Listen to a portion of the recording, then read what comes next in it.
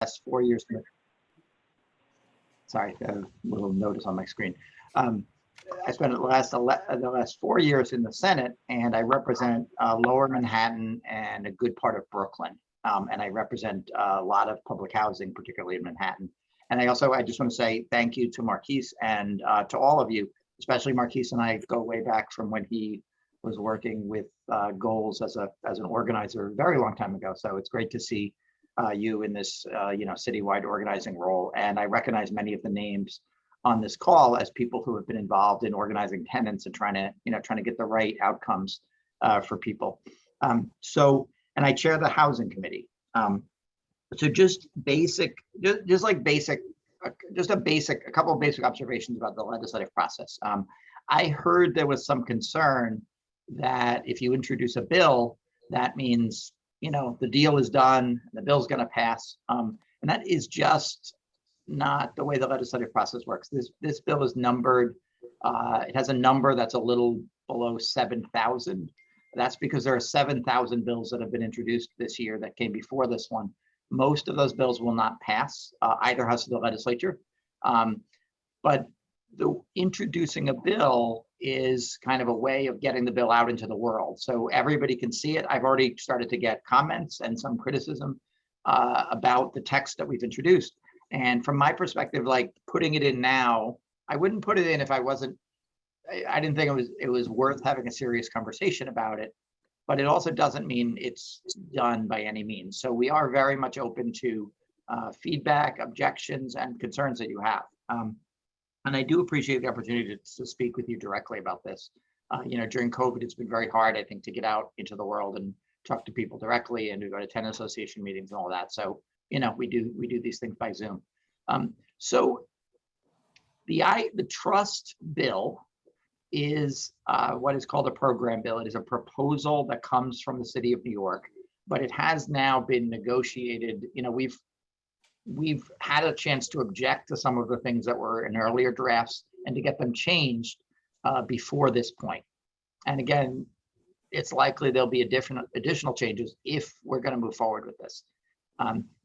One of the big changes to the bill is it previously proposed to do basically all of public housing would have been eligible to be transferred in the way this bill allows a transfer to the trust. We've now capped that at 25,000 units.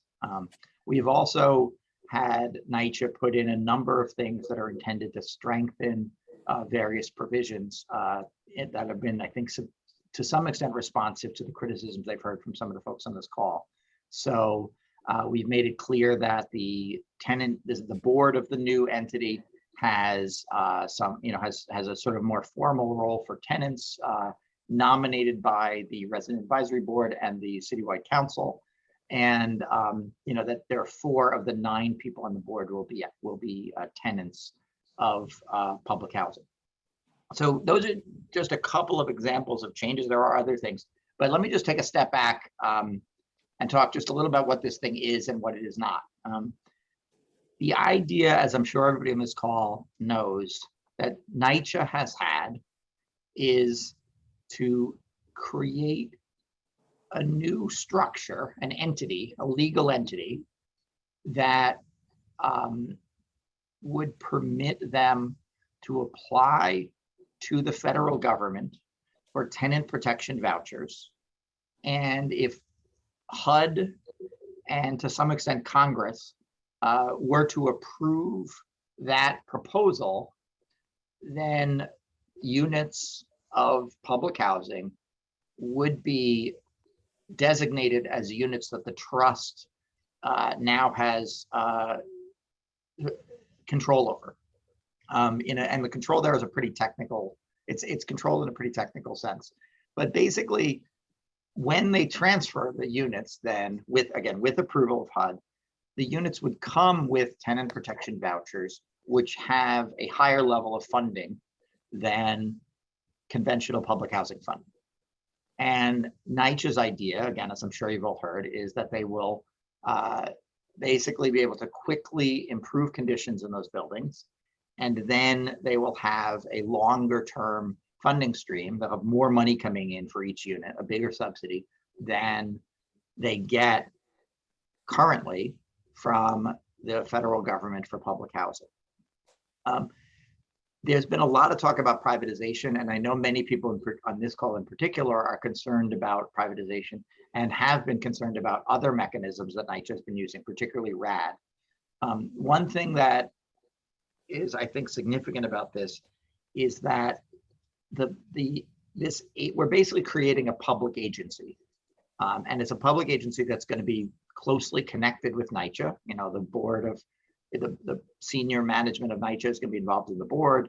The CEO of NYCHA is going to be whoever that is, whether it's Greg or somebody else, will be part of this structure. And it's a fully public agency created by the state legislature. The New York City Housing Authority is also a public agency created by the New York State Legislature many years ago.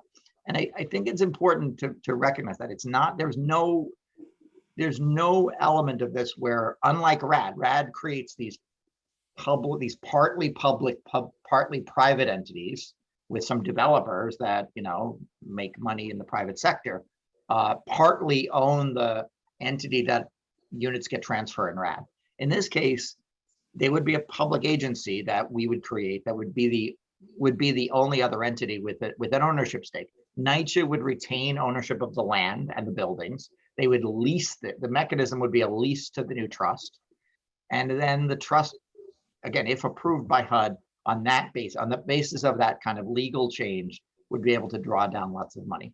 I've been talking a while. I just want to mention a few more elements of this, and then I want to jump in and hear from all of you.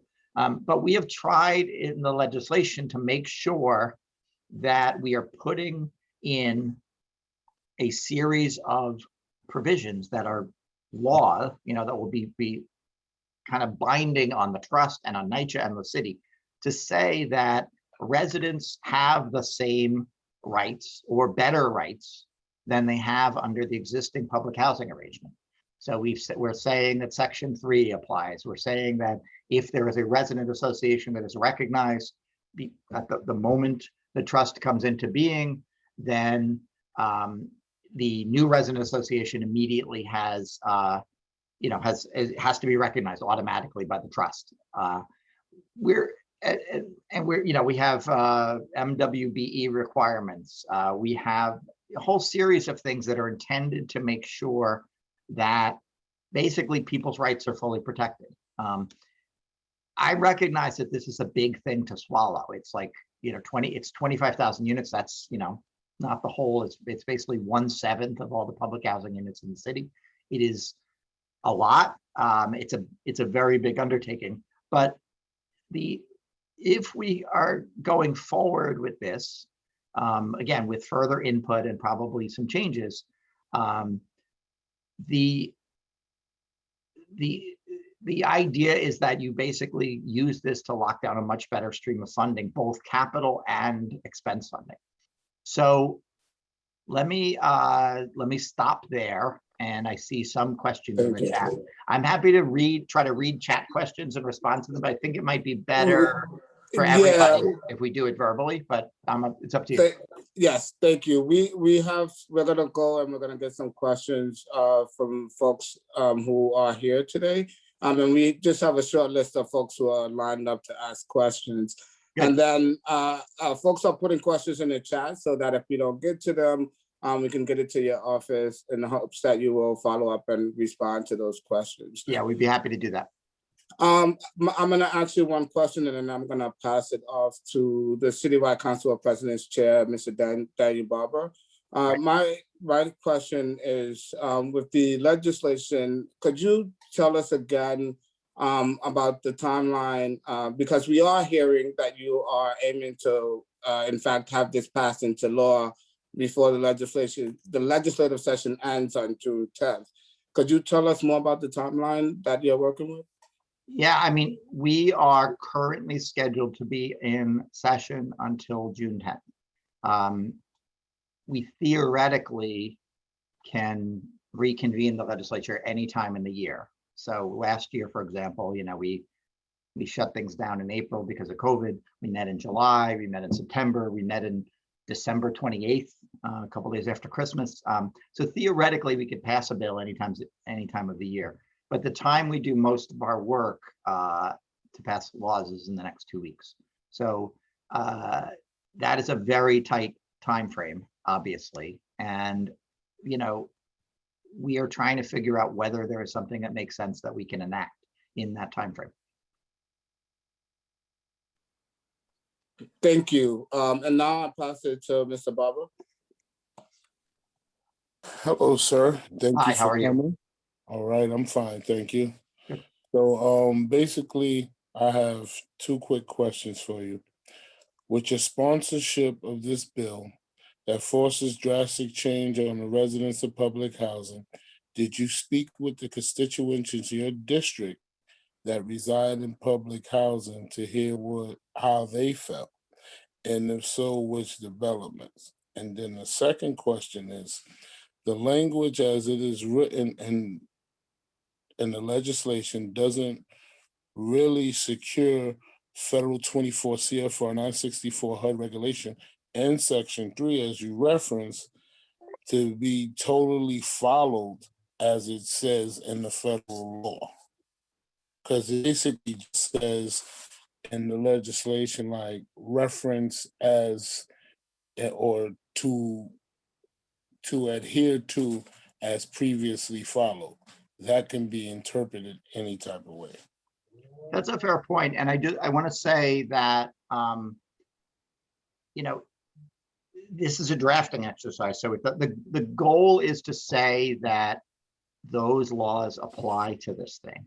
And I know that there's some concern that NYCHA has not lived up to the spirit of those laws. And that's those are the kinds of questions we're looking for. If you think, I mean, I don't have that provision in front of me, but if you think the way it references that is not sufficiently strong or sufficiently specific, we should look at that and change it. On the question, I have had a number of conversations with constituents who live in NYCHA over the last year or so about this topic. I have not had the opportunity to go through the details of this bill with all the residents in my district. And that is part of the part of the process that we're going through now. Is in that, again, that's one of the reasons why I wanted to get the bill out into the world so people can read it. And I work with goals and with other organizations who also have a say in this and organized tenants. I know NYCHA Torres is on here, and we have only had a conversation. We have only had a conversation.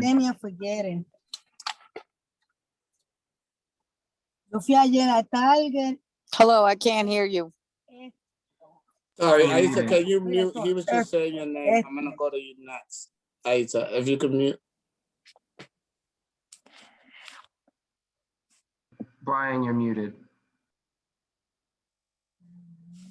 I'm sorry, I seem to have gotten muted, sorry. I never want to mute NYCHA, to say the least. But I'm glad to see she's here, and we have had a conversation only in the context of a broader group conversation. And again, I am in the process of trying to hear from people about whether there are changes to this that people want to see, whether there's anything here that people think is worth moving forward with. And that is and I see a few people chiming in on the chat. But that's what this process is for.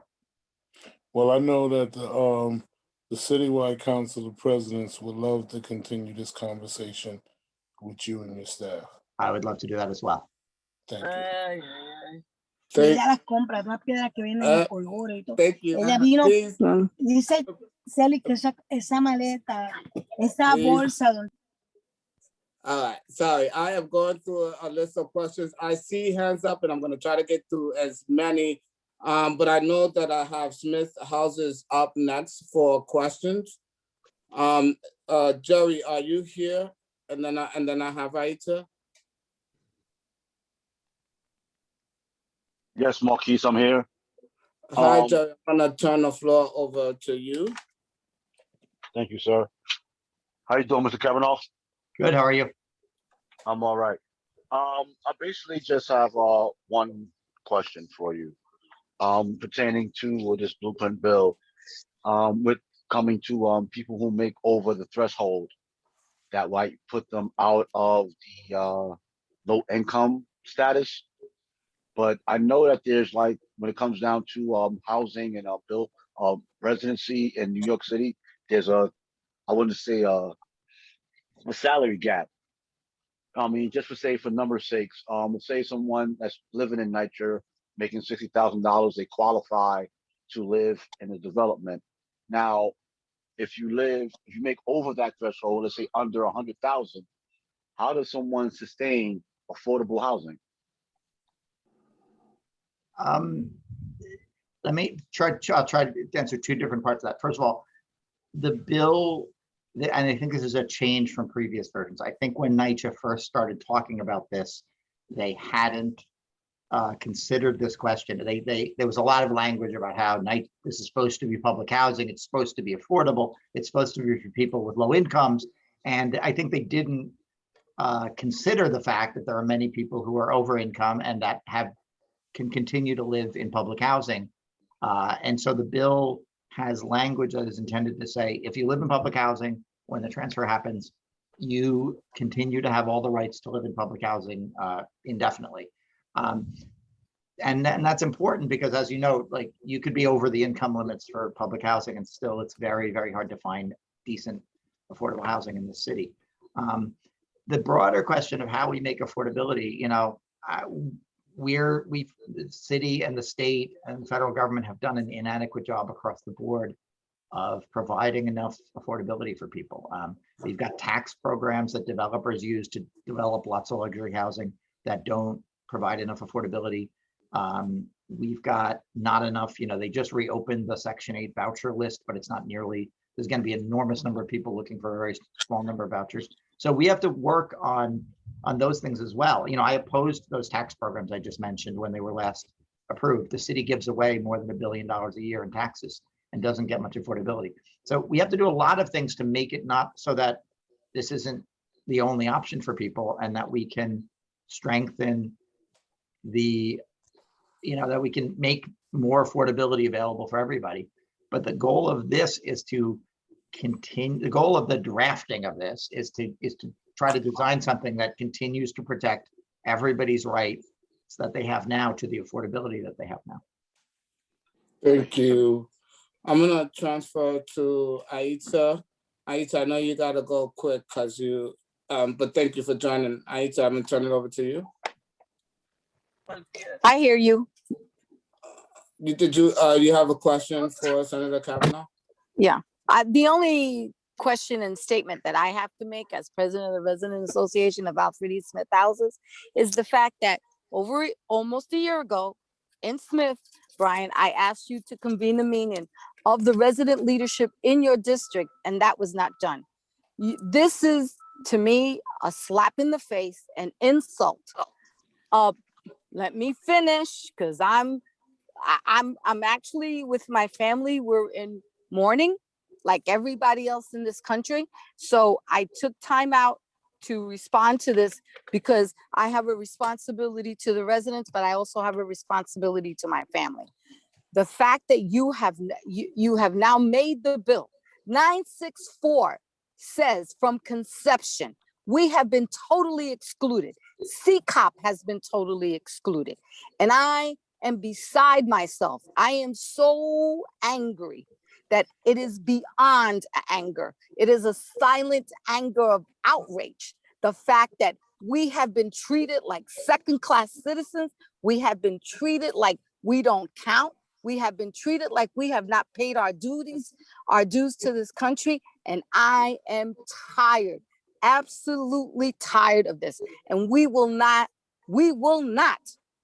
accept this anymore. We should have been, and you know what? After 20 years of raping NYCHA at the expense of residents, why can't you wait another 6 months and give us time now that everything is opening so that people can have real meetings with meaning to the residents so that they can understand what you're trying to do to us and then make a decision instead of ramming it down our throats like we're a bunch of morons. Brian, I am beside myself. So that being said, my question is, when are you going to meet with the real resident leadership and not those that have been handpicked by NYCHA? First of all, thank you for being on, and, especially on a Sunday and a long weekend. And, I hope you can get back to your family.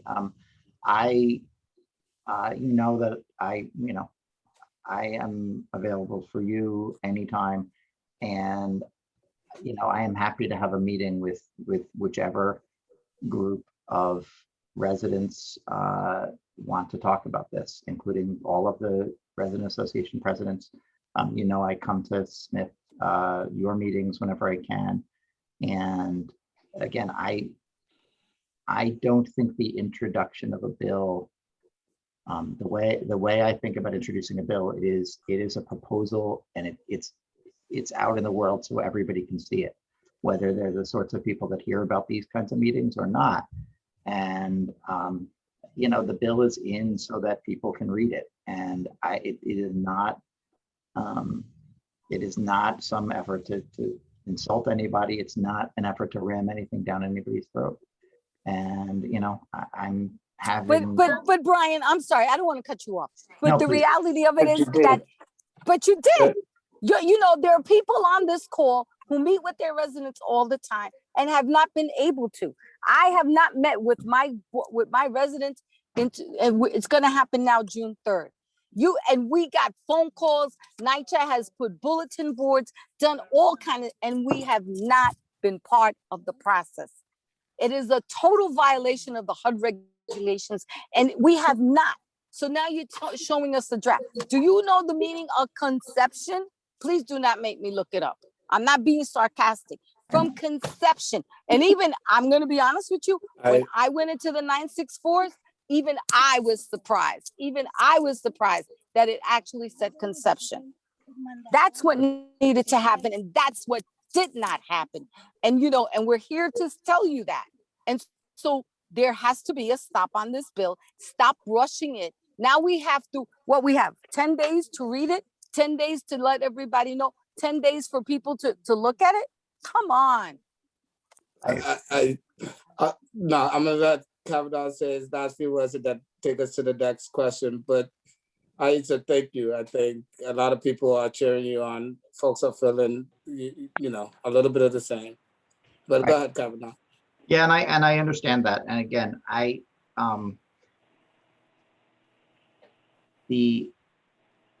if there is a sense of urgency, it comes from a sense that we have to do everything we can to try to improve conditions. And if this is something that makes sense to people, then we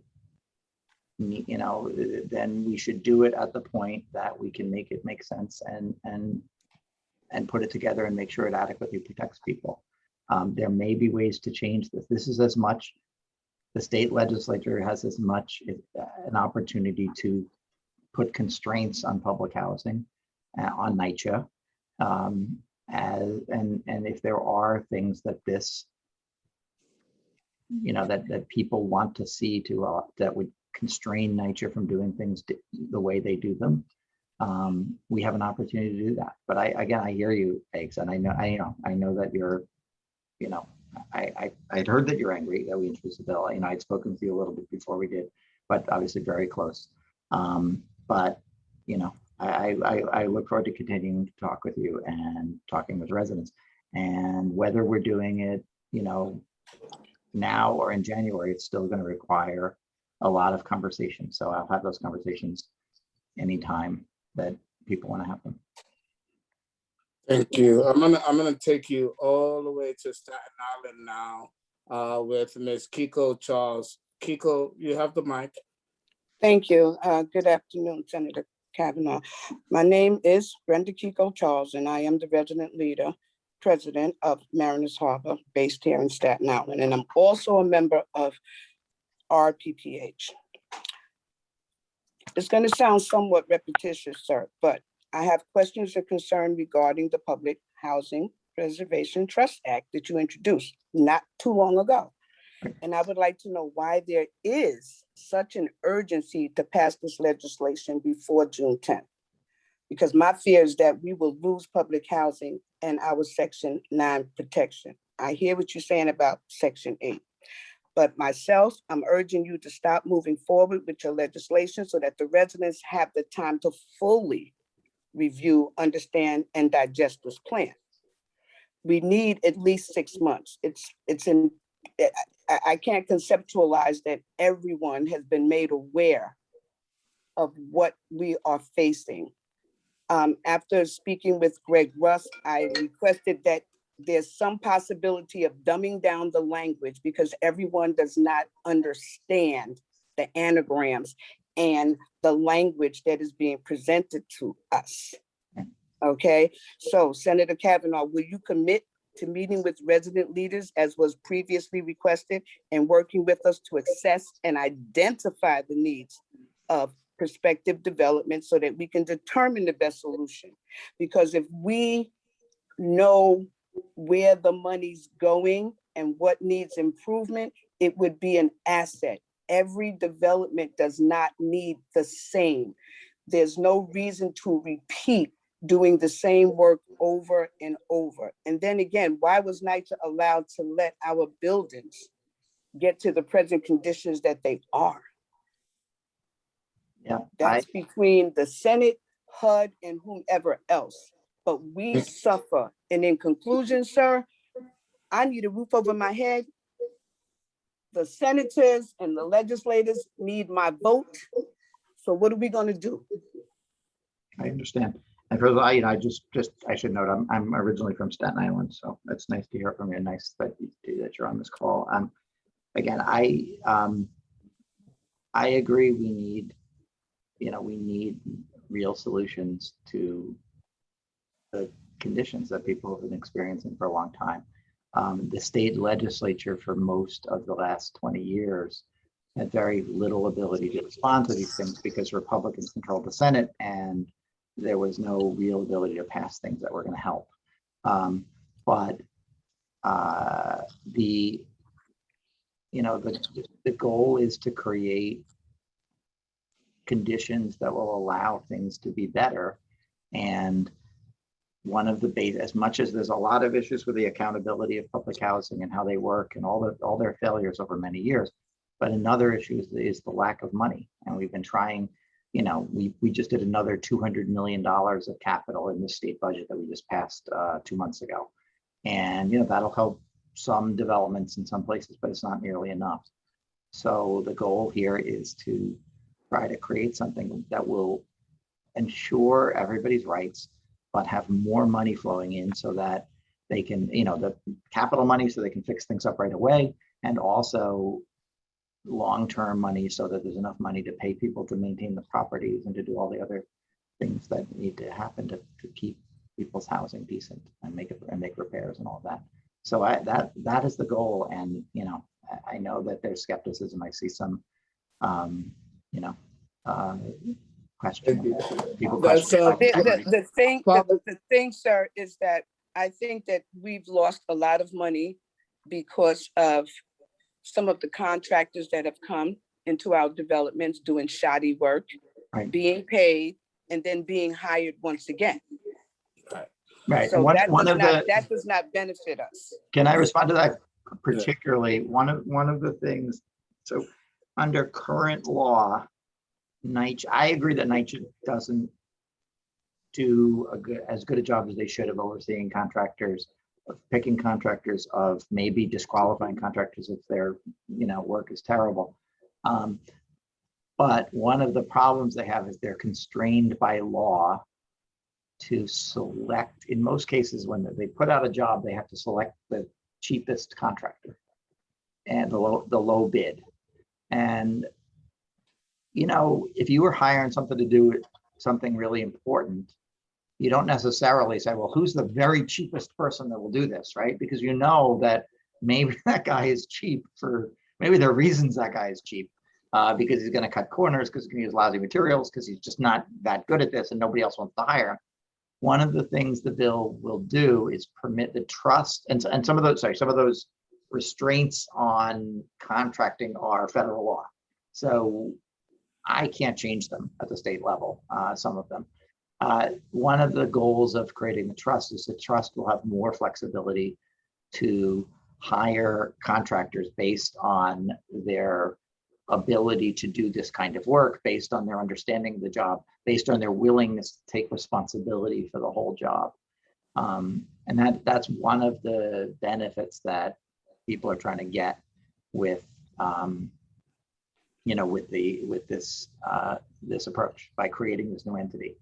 And that's just that is one of the goals, is to try to change that reality for the work that would be done with this new money.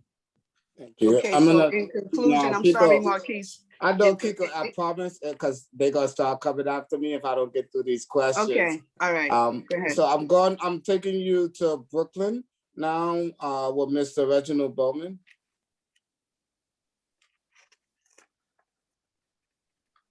Good afternoon, everybody. Good afternoon, Senator Kavanagh. Hi. How are you? I'm good. How are you? Did you work with Senator Squadron at one time?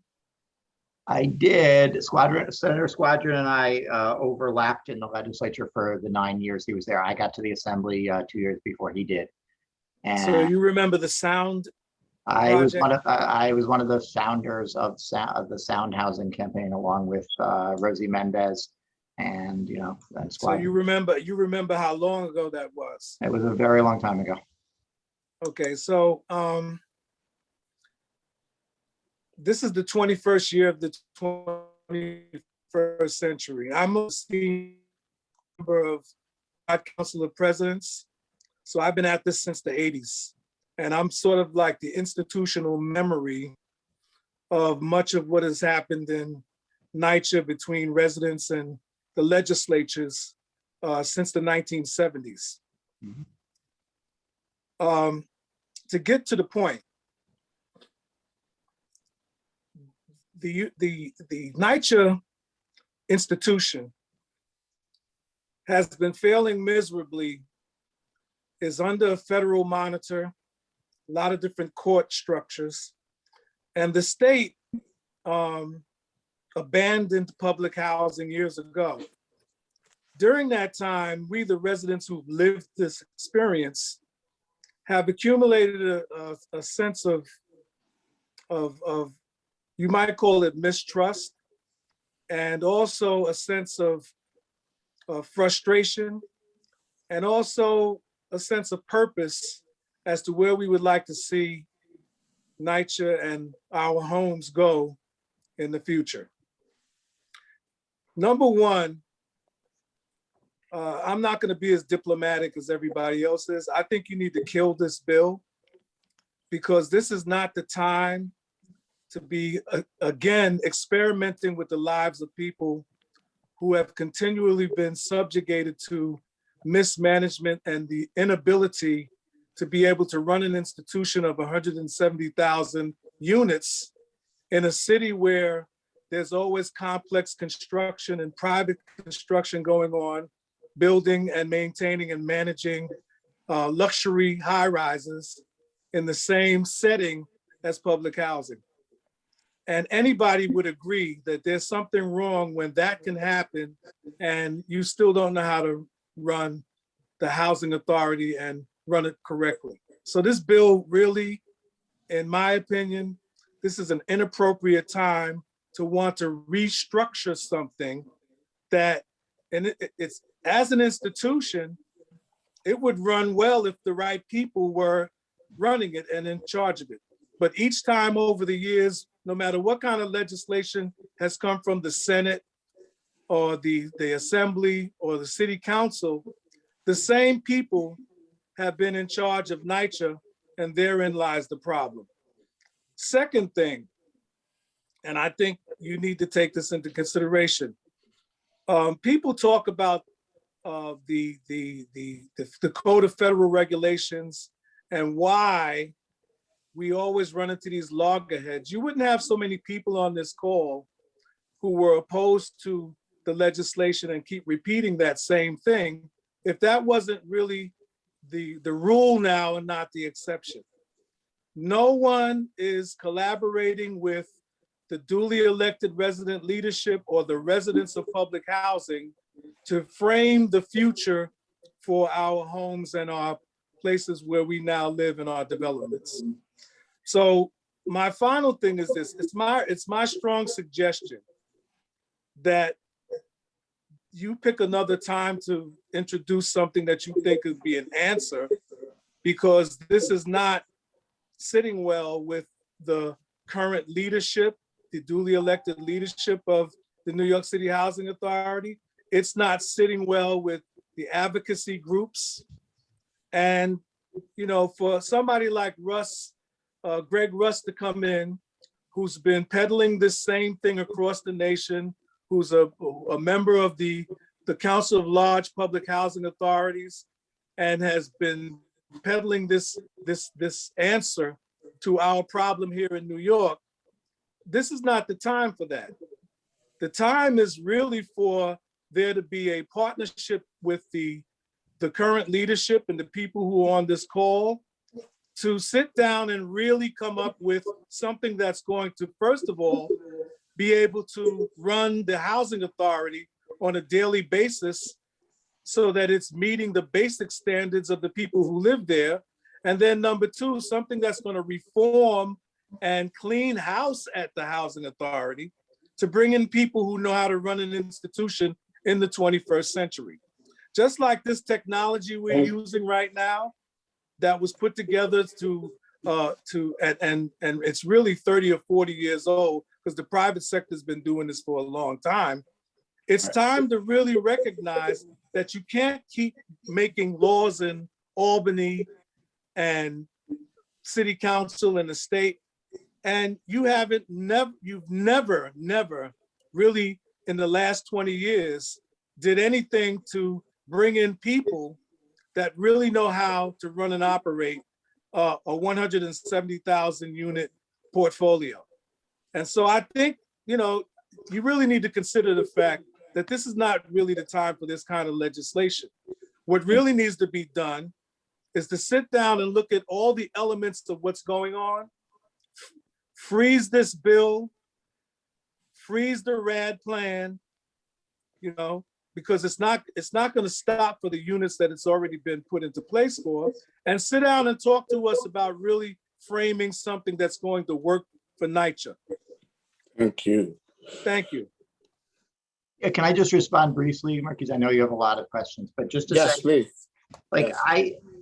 first of all, you're right. We've been at this a long time. You certainly have been at this a lot longer than I have. And, you know, as I mentioned before, when we did the sound is save our underfunded NYCHA developments.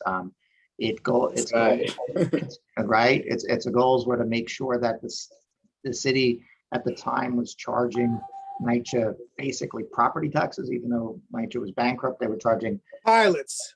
They were charging pilots. They were having NYCHA pay money to the police department for security services that everybody, you know, that all citizens deserve. They don't pay extra for out of their housing money. And it was a demand for hundreds of millions of dollars of capital.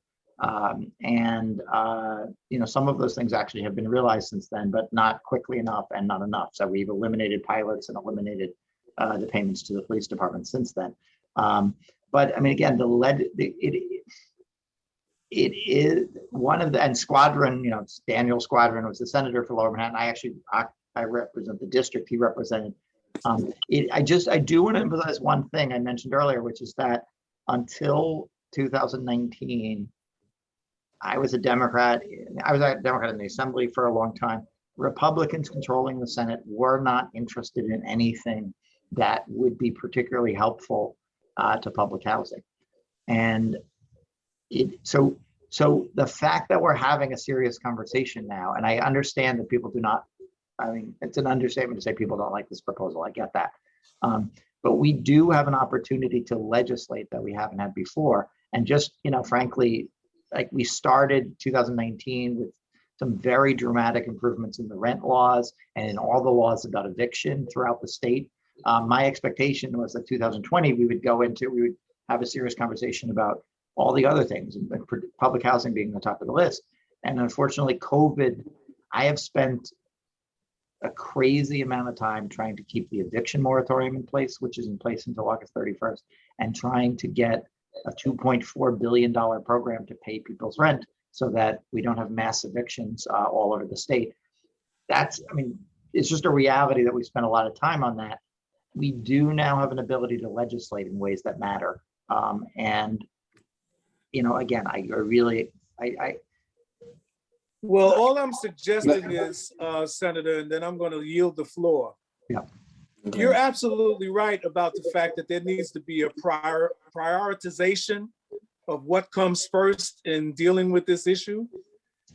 Changing it into a trust isn't what comes first. As you said, there's the moratorium, there's the reality of post-COVID, and this is also an opportunity, since Senator Schumer is now the majority leader of the Senate, for the state and the city and the federal government leaders of New York to sit down and come up with something that's going to deal with the priorities in that order. Instead of trying to change the institution, and which is a complicated process, which is one of the reasons why some of us who are well-educated in NYCHA think that that's an exercise in disaster, we need to sit down and deal with the priorities. And this is an excellent time, and we will be meeting with Senator Schumer later on this week. Good. To discuss this even further, so that we can actually do what you just said and deal with the priorities in order. Instead of trying to eat the elephant in one bite, we have to take it on in a strategically intelligent fashion. And so with that, I agree with you on that. So let's kill this bill in its present form, and then sit down and construct something that's going to deal with it in a practical matter, now that we have the opportunity to work as both federal and state people to do something that hasn't been done before, which is straighten out the institution that we already have before we want to change it into something that could be potentially a disaster in the future, especially for those of us who've been working with this now for more than half of our lifetimes. No, I agree with that. And I did have an opportunity to speak with Senator Schumer a few weeks ago, and I know he's also very interested in like resetting the priorities and finding the money. And I think that's an important conversation. I'm glad he's sitting down with you this week, and I will continue to emphasize that with him. And I'm very happy to continue to have conversations with you about what we can do to Thank you. I yield the floor, Marquise. Thank you so much. Brian, please give me a 5-minute warning. I am gonna go through stack now. We have 12 questions, and you just give me a 5-minute warning when you need to go. I will hang around I'll stay as long as I need to answer the questions. All right, so here we go. Let's go through the list. All right, I'm gonna go in the order of my screen. When I call your name, I'm only gonna call you twice. When you answer, please come off mute and say who you are and which development or organization you represent. After you've had a chance to ask your questions, please take your hand down so that I can move on to the next. I am being strict about the 1-question rule, so no follow-ups until we have time to go around. So with that, I start with Neighborhood Woman. Wow, thank you so much, Maurice. This is Maria Forbes. In a nutshell, sir, I want to follow through with some of the things Reginald Bowman had to say. One, we as presidents, and maybe if you're new or not, we were very strong back then, Bowman, when we stopped the move to work application. We had that chairman kill that bill, let alone that the elected officials killed that bill. So that is something that needs to be done here through us. And we have not had the time to reach our residents. NYCHA say it's an open, transparent policy when we have not been able to get all of the residents email addresses in order to hold meetings to discuss what is going on here. So I don't see why we cannot stop to kill this bill with you, sir, because what I wanted to know was how many Democrats would already vote for the bill to how many Republicans, how many Democrats would say no to the bill to how many Republicans is pushing for the bill. It's just, I can't even begin to say how I feel in regards to us not being able to stop it, but it stops with you. So if you went into work tomorrow on Tuesday or the rest of your whole weekend, your staff was calling to shut it down because we shut down Move to Work. And people here who know that we stopped Move to Work. I So was it's with you on that. I am very glad you succeeded on that. I think that was outrageous. Oh, well, then what's your problem in supporting us to get the rest of your colleagues to support us and shutting down Move to Work, this blueprint and this trust? Because it saves us. It does not save us at all. We will have nowhere to live. We'll be sent. I met with the World Bank in 2018, and the World Bank called public housing a ghetto. This is the World Bank. In Malaysia, they call it public housing ghettos, but I'll sure tell you that I got up and I spoke and I said, oh, I see you pushing us to the rural areas, treating us like slaves again for us to march and take care of city operations, be it transit or whatever it is, that we come into work for these big corporate organizations, rain, sleet, or snow with a boat to get here by boat, walking out of the suburbs where there's no services, none. But my question, I'm gonna finish, I'm finished, okay. Maurice. My whole thing is, we shut down through Move to Work. We gotta find the same power to shut down through this on this blueprint. And however we did that, then we gotta do that and get the attorneys. Because I told you that from the beginning, Maurice. And you, I'm sorry, I'm not calling you out of your name, elected official. Your job for us here to do, is shut this proposal down. It should never revisit the floor again. Thank you. That was clear. Thank you so much. Azar Jones. Hi. I don't know how Azar. My name is Helene. I'm from Bailey Houses. I'm the second vice president. My question is, how did this blueprint get started in the first place?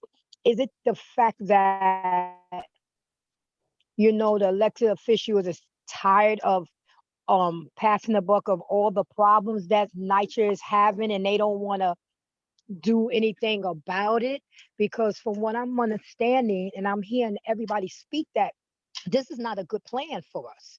It seems like it's a plan just to push us out. So why would elected officials or anyone, sign off on something like this? I'm not understanding. All right, so let me try. First of all, just the idea, as has been said, came from NYCHA, right? Like NYCHA had this idea that they could create this new thing, and I think they made a mistake when they started by saying there's going to be this whole new blueprint, this whole new thing. It's going to be a totally different world. What they should have said is we want to create a legal structure that will allow us to access certain funding that we can't access. And they made it seem like it was like there's going to be this whole new thing that's going to be your landlord, and NYCHA is not going to be it anymore. It's going to be this new trust thing. There is no scenario where people lose their homes because if this bill were passed in its current form, and I hear that people don't want it passed, but if this bill were passed in its current form, there was nothing in this bill that would allow anybody to remove anybody. I've been the same way. I wouldn't have been able to accept it by a girl. Yes. Hold on, ma'am. Hold on. So all right, I'm still going on. There go my favorite niece. Can we mute everyone, please? Okay, yeah. Here we go. Hello. Someone is trying to interrupt this. Let it go. So Let it go. Mute them from. Let it go. It's over. Okay. Let it go. All right. You looking good, kid. We're back on track. How's your mom? Okay. Delete Ethel. Mute Ethel, please. Yep, I'm finding her right now. Miss Ethel is supposed to be helping me. Uh-oh, I'm sorry. They just All right. calling me. I'm on a call right now. All right, Miss Ethel, can you mute, please? I'm trying to mute you. All right, I'm going through the stack. I have Miss Beverly McFarland next. But But my Senator question didn't never finish, got he didn't finish, answered. yeah, he didn't finish. Oh, his I'm sorry. My question never got Yeah. answered. We got I'm interrupted sorry. while he was speaking. So she's gonna, I Yeah, I'm not apologize. gonna, I wanted to let the muting happen. But again, there is nothing in this bill that would permit anybody to get evicted. There's nothing in this bill that would permit the properties to be sold to a third party or to, go bankrupt and be taken over by private entities. None of that stuff is going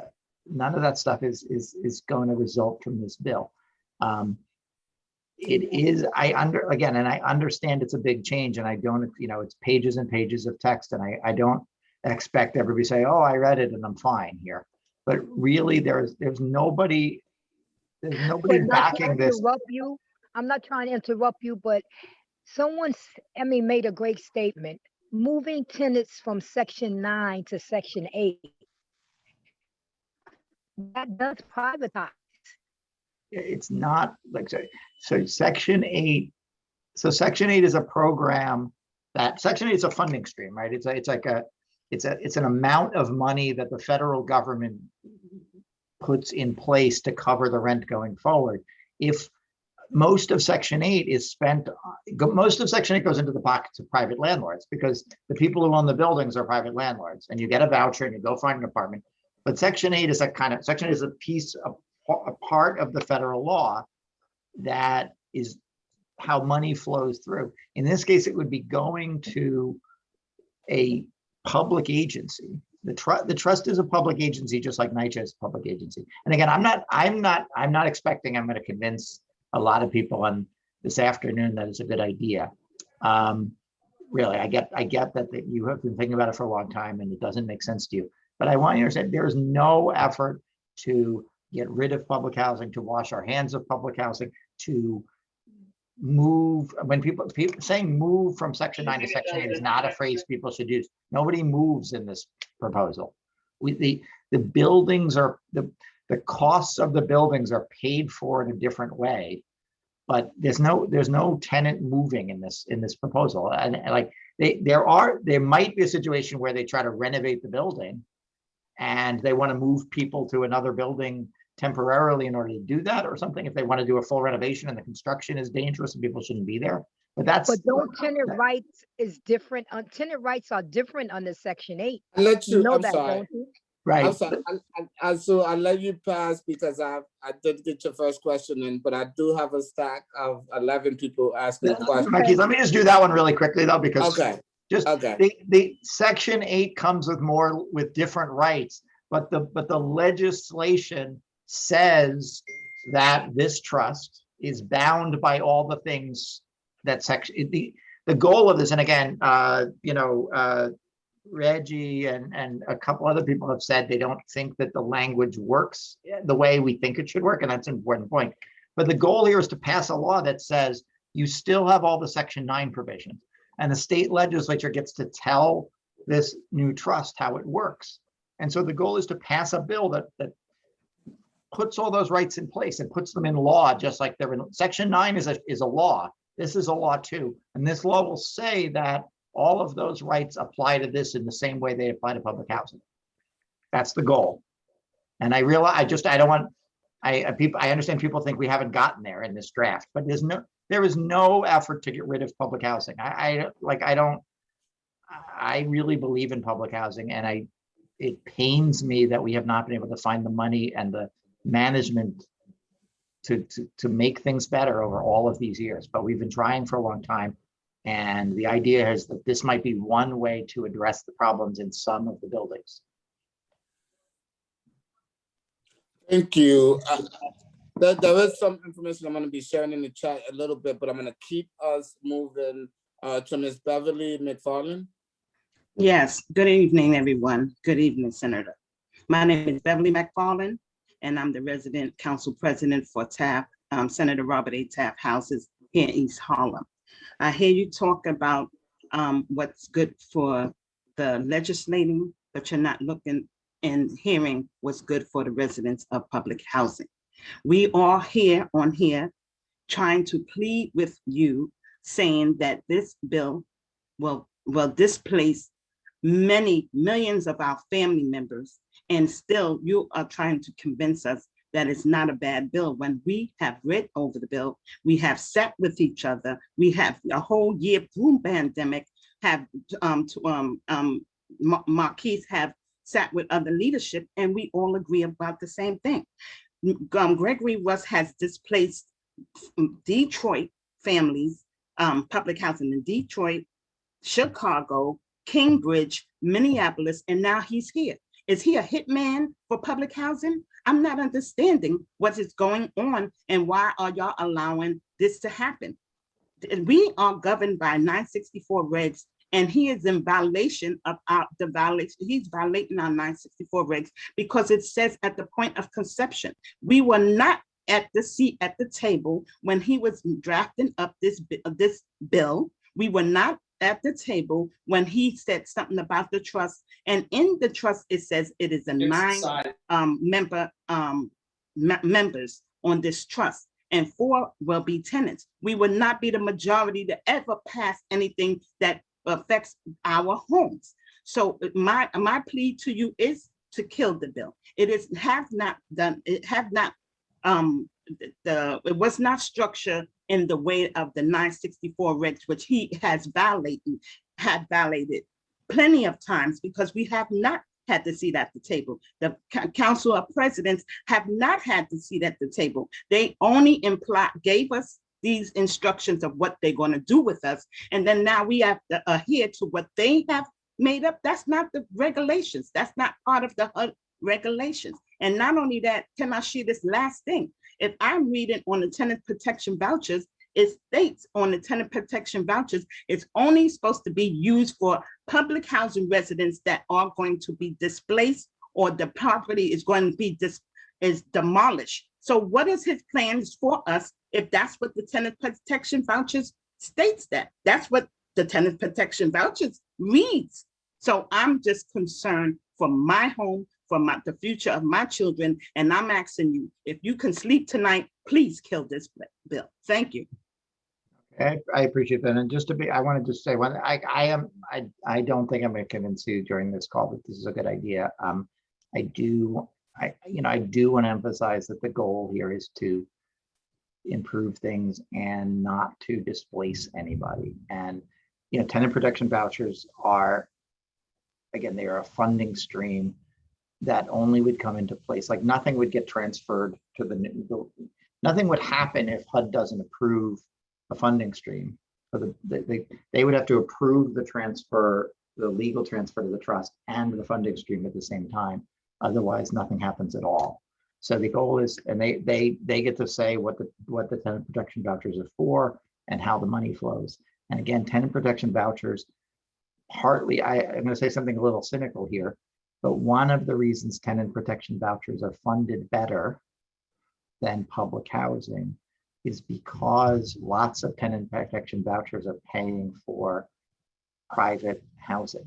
So when Congress looks at tenant protection voucher levels of funding and they look at public housing levels of funding, they know that a lot of private landlords, private property owners are getting the rent from a tenant protection vouchers, and they have consistently funded those a lot better. The level of money for each voucher has been consistently higher now for a long time than the amount of money they pay for each public housing unit. And so, but Senator, NYCHA is currently, we do have Section 8 in public housing. Right. So what is the difference? What will be the difference?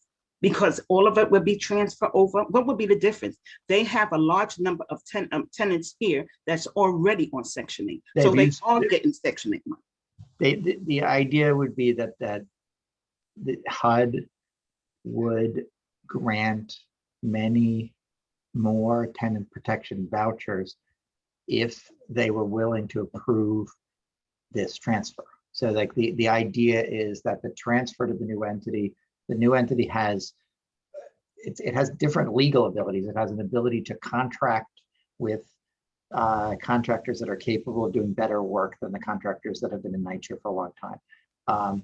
It has an ability to bond against tenant protection vouchers. So you have Section 8. You have Section 8 in some of those developments that like half of Compost Plaza that was, was switched out of the NYCHA portfolio. You have the federalization of some of these state developments that was done with some vouchers. And then of course you have RAD, and RAD does have a privatization element to it.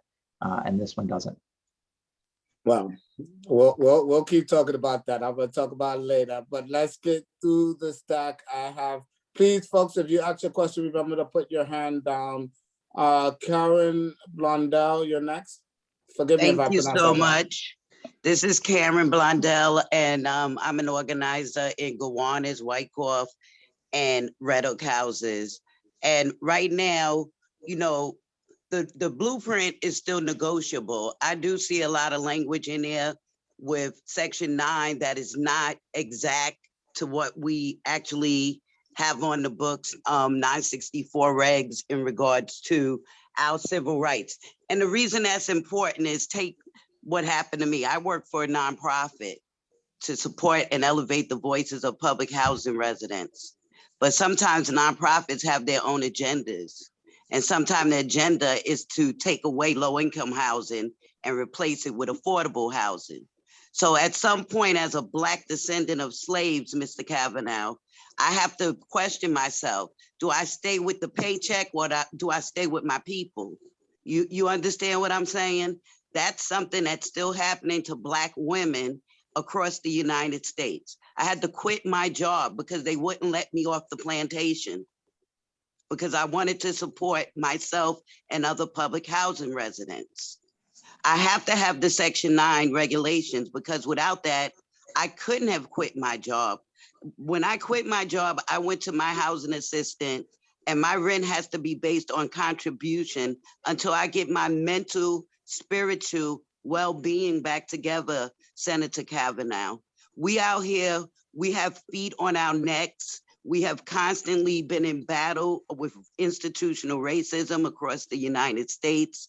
And we're asking you to not pass the blueprint in its current state, but to keep on working with the residents and the resident leaders until you really get to the bottom of why we're so adamant about not passing it in its present state. But I also want to say, I need the same energy from everybody on this call when it comes to RAD and infill. They're doing more RAD and infill conversions than they are blueprint.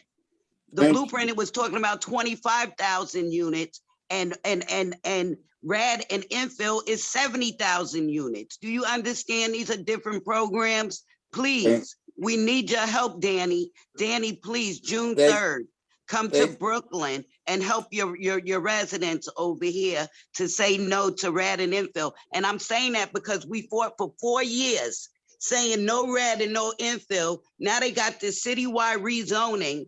And Vicky Bean in her office is still trying to talk about NYCHA 2.0 when we already said no to RAD and infill. So we need your voices over here. And that's how we're going to keep on uniting together against anything that is a weapon set up against us. Thank you. Thank you, Karen. I'm going to follow up with you personally to figure out how we can talk more about that. Moving us, you're welcome. Joel Kufferman. Thank you very much. Senator, I agree with a lot of what was said. I'm sorry, I'm having a hot mic. Who has a hot mic? Please mute your mic. I'm trying to music. There you go. Why can't I find these hot mics? Senator, all right. Hi, Joel. My question has to do with contractor accountability. He's telling us that now the way the law is written, there's no accountability for the contractors. And by changing this, you're going to have more oversight. I'm really upset with the role of the state that there's a lot of money that's being misspent to contractors getting federal money that's going through the state and the state signing off on it and giving it to NYCHA. We've asked over and over again that the state intervene in terms of holding up that money, and they haven't done that. So could you tell me how, how this law is going to change contractor oversight? So the way what this law changes is the mechanisms that the trust will have a wider range of mechanisms to do the contract. They'll be able to do like design, what's called design build, where you have a single contractor propose a project, propose to do an entire project from the beginning to the end, rather than having very specific contractors and subcontractors coming in and doing particular work. It does not. I do want to follow up with you on you. I don't. But there's less control.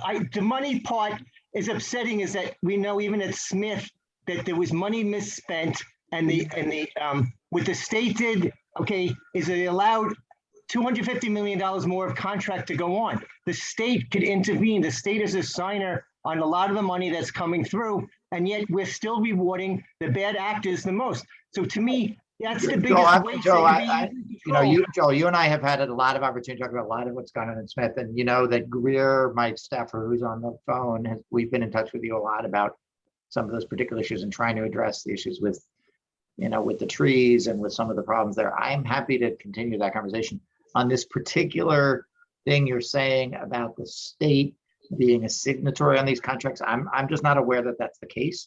But maybe you can enlighten me. I think that those contracts go through.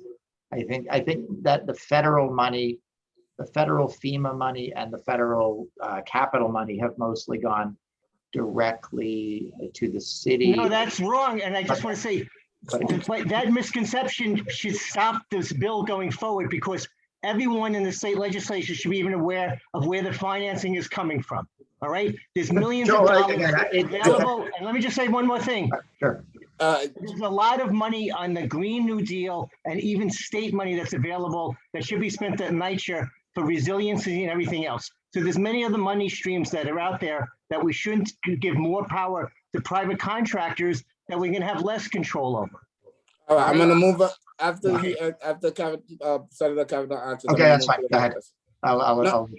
No, go ahead. I just wanted you to respond before. No, just so again, Joel, there are, like, we're talking right now about the particulars of this trust proposal, but if there are additional steps you think the state can take, perhaps through the state controller's office or some other entity that can look at accountability for how the NYCHA has been spending money, I'm certainly interested in that. And I would talk with, I think the controller's office might be the best bet.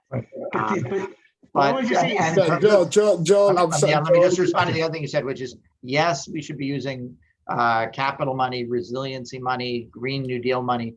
And I support all that. And I've joined, I've stood at press conference saying we need tens of billions of dollars from the federal government now for 10 years, more than 10 years. We still need mechanisms to spend that money effectively. So it's partly about getting the money and partly about the accountability. So I agree with you on that, and we can follow up. But those mechanisms should be just written into the bill. That's all I'm saying. It shouldn't be wishful thinking. It should be in the bill now, not later. Joel, I gotta keep us stopped because we got a few people. So the next person I'm gonna go to Lakeisha, followed by Ms. Dana, followed by Joshua. Lakeisha, you have the mic. Hi, thank you. I'm Lakeisha Taylor from Holmes Towers in Manhattan. It's just a little upsetting to me when I hear how this bill is being pushed, because knowing that, once again, I'm sorry that this is repetition, but I really do want to drive home the fact that this bill is being pushed again for a second time during a pandemic, when I live here at Holmes, and in order for me to even get a seat to hear anything from Greg Russ, because I do not have representation, because my development, Holmes Towers, does not have any tenant association, because during the pandemic, we were in the middle of having an election. And my sister development, Isaacs, has a representation, and she's had many meetings with Greg Russ, and they've had many conversations, but that does not go to say that the tenants are any more aware of what the blueprint represents. Right. And to even hint that NYCHA residents are informed is a ridiculous notion. And that to say, like, even to hear you and NYCHA talk about how you are willing to meet. And she stated to you that she asked you to come and meet and you did not have that meeting, but yet you are still going forward with even introducing this still during a pandemic when the city is just opening and knowing that people cannot have regular meetings. My community center is not open, and this is where we would have our meetings, where we would sit down and explain these types of things to our residents. So while we are here in this space, having these meetings, and as a community, as an organization, fighting to explain this to a whole, and you can see that we are all over in different boroughs, that's because we are committed to stopping this. But that does not mean that the over almost 2,000 people who live in Holmes and Isaacs are on this meeting, because that still tells you the work that we as NYCHA residents have to do. But that tells you the commitment of these organizations here are trying to do. And it's just frustrating.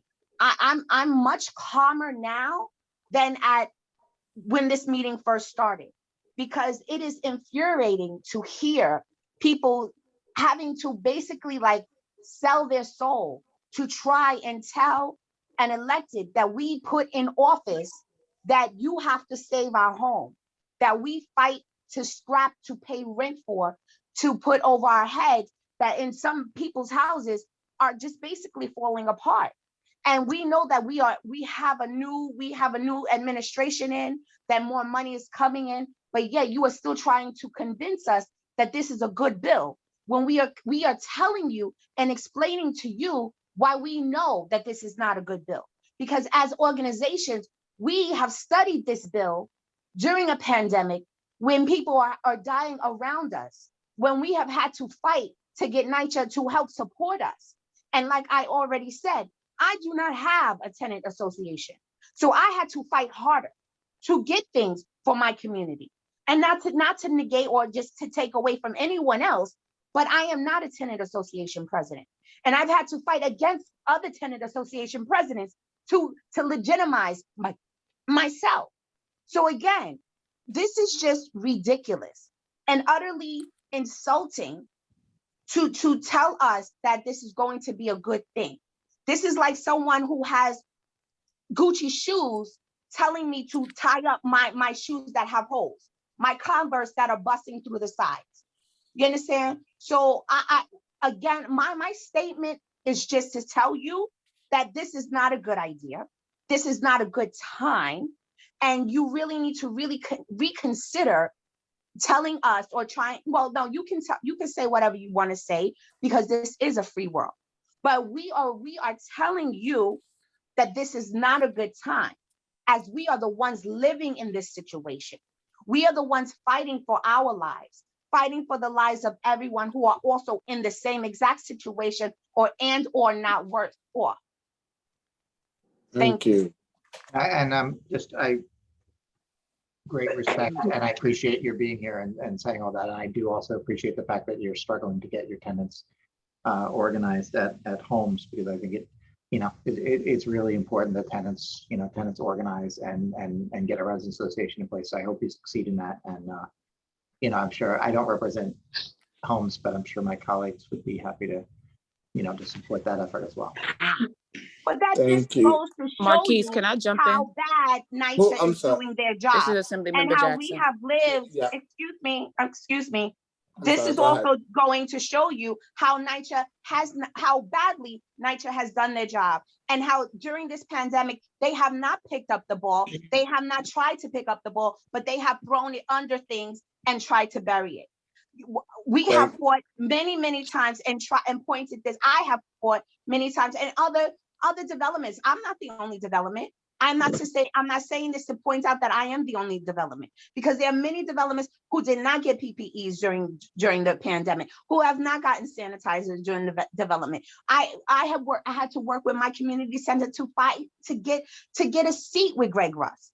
because again, he refused. And it's only through organizations like this that he went on his little campaign to single out community developments so that he can really push to say that he was explaining the blueprint. And if we did not push and fight, he would not single out developments to give them personalized explanations of the blueprint. He would not have put the blueprint personally on people's doors.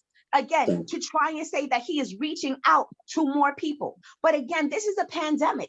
How are you reaching out to seniors who may not have a computer, who may not have a laptop? How are you reaching out to people to try and explain this on their cell phone?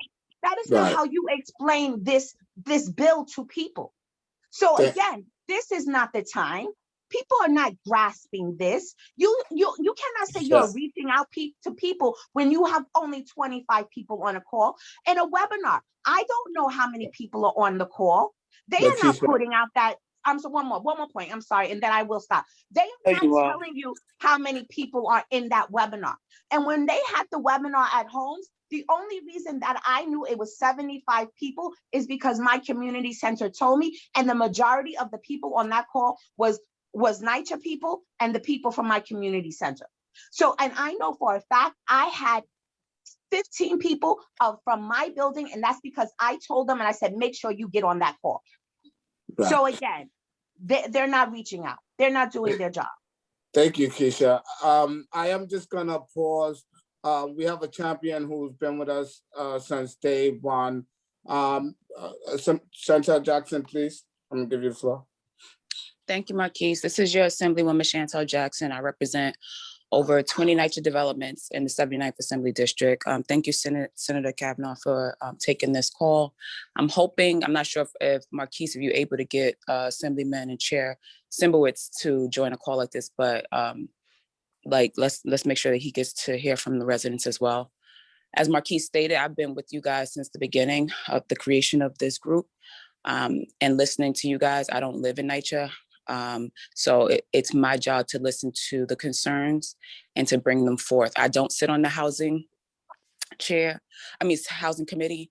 So when I do get a chance to vote, if this ever makes it to the floor, that's when my vote will happen. What I have been instrumental in doing is raising the concern with everyone in the Assembly Committee, Housing Committee. So I'm very vocal with the people who already sit in the Housing Committee and saying to them, my tenant leaders, my resident leaders do not trust the trust. If you guys follow me on social media, I sat with the mayor a few days ago and I expressed to the mayor that, my tenant leaders do not trust the trust. And the reason is because there wasn't enough information given up front. And the way it was presented was that this is how we're going to move forward. And there wasn't enough resident input. There wasn't any resident input when it was created.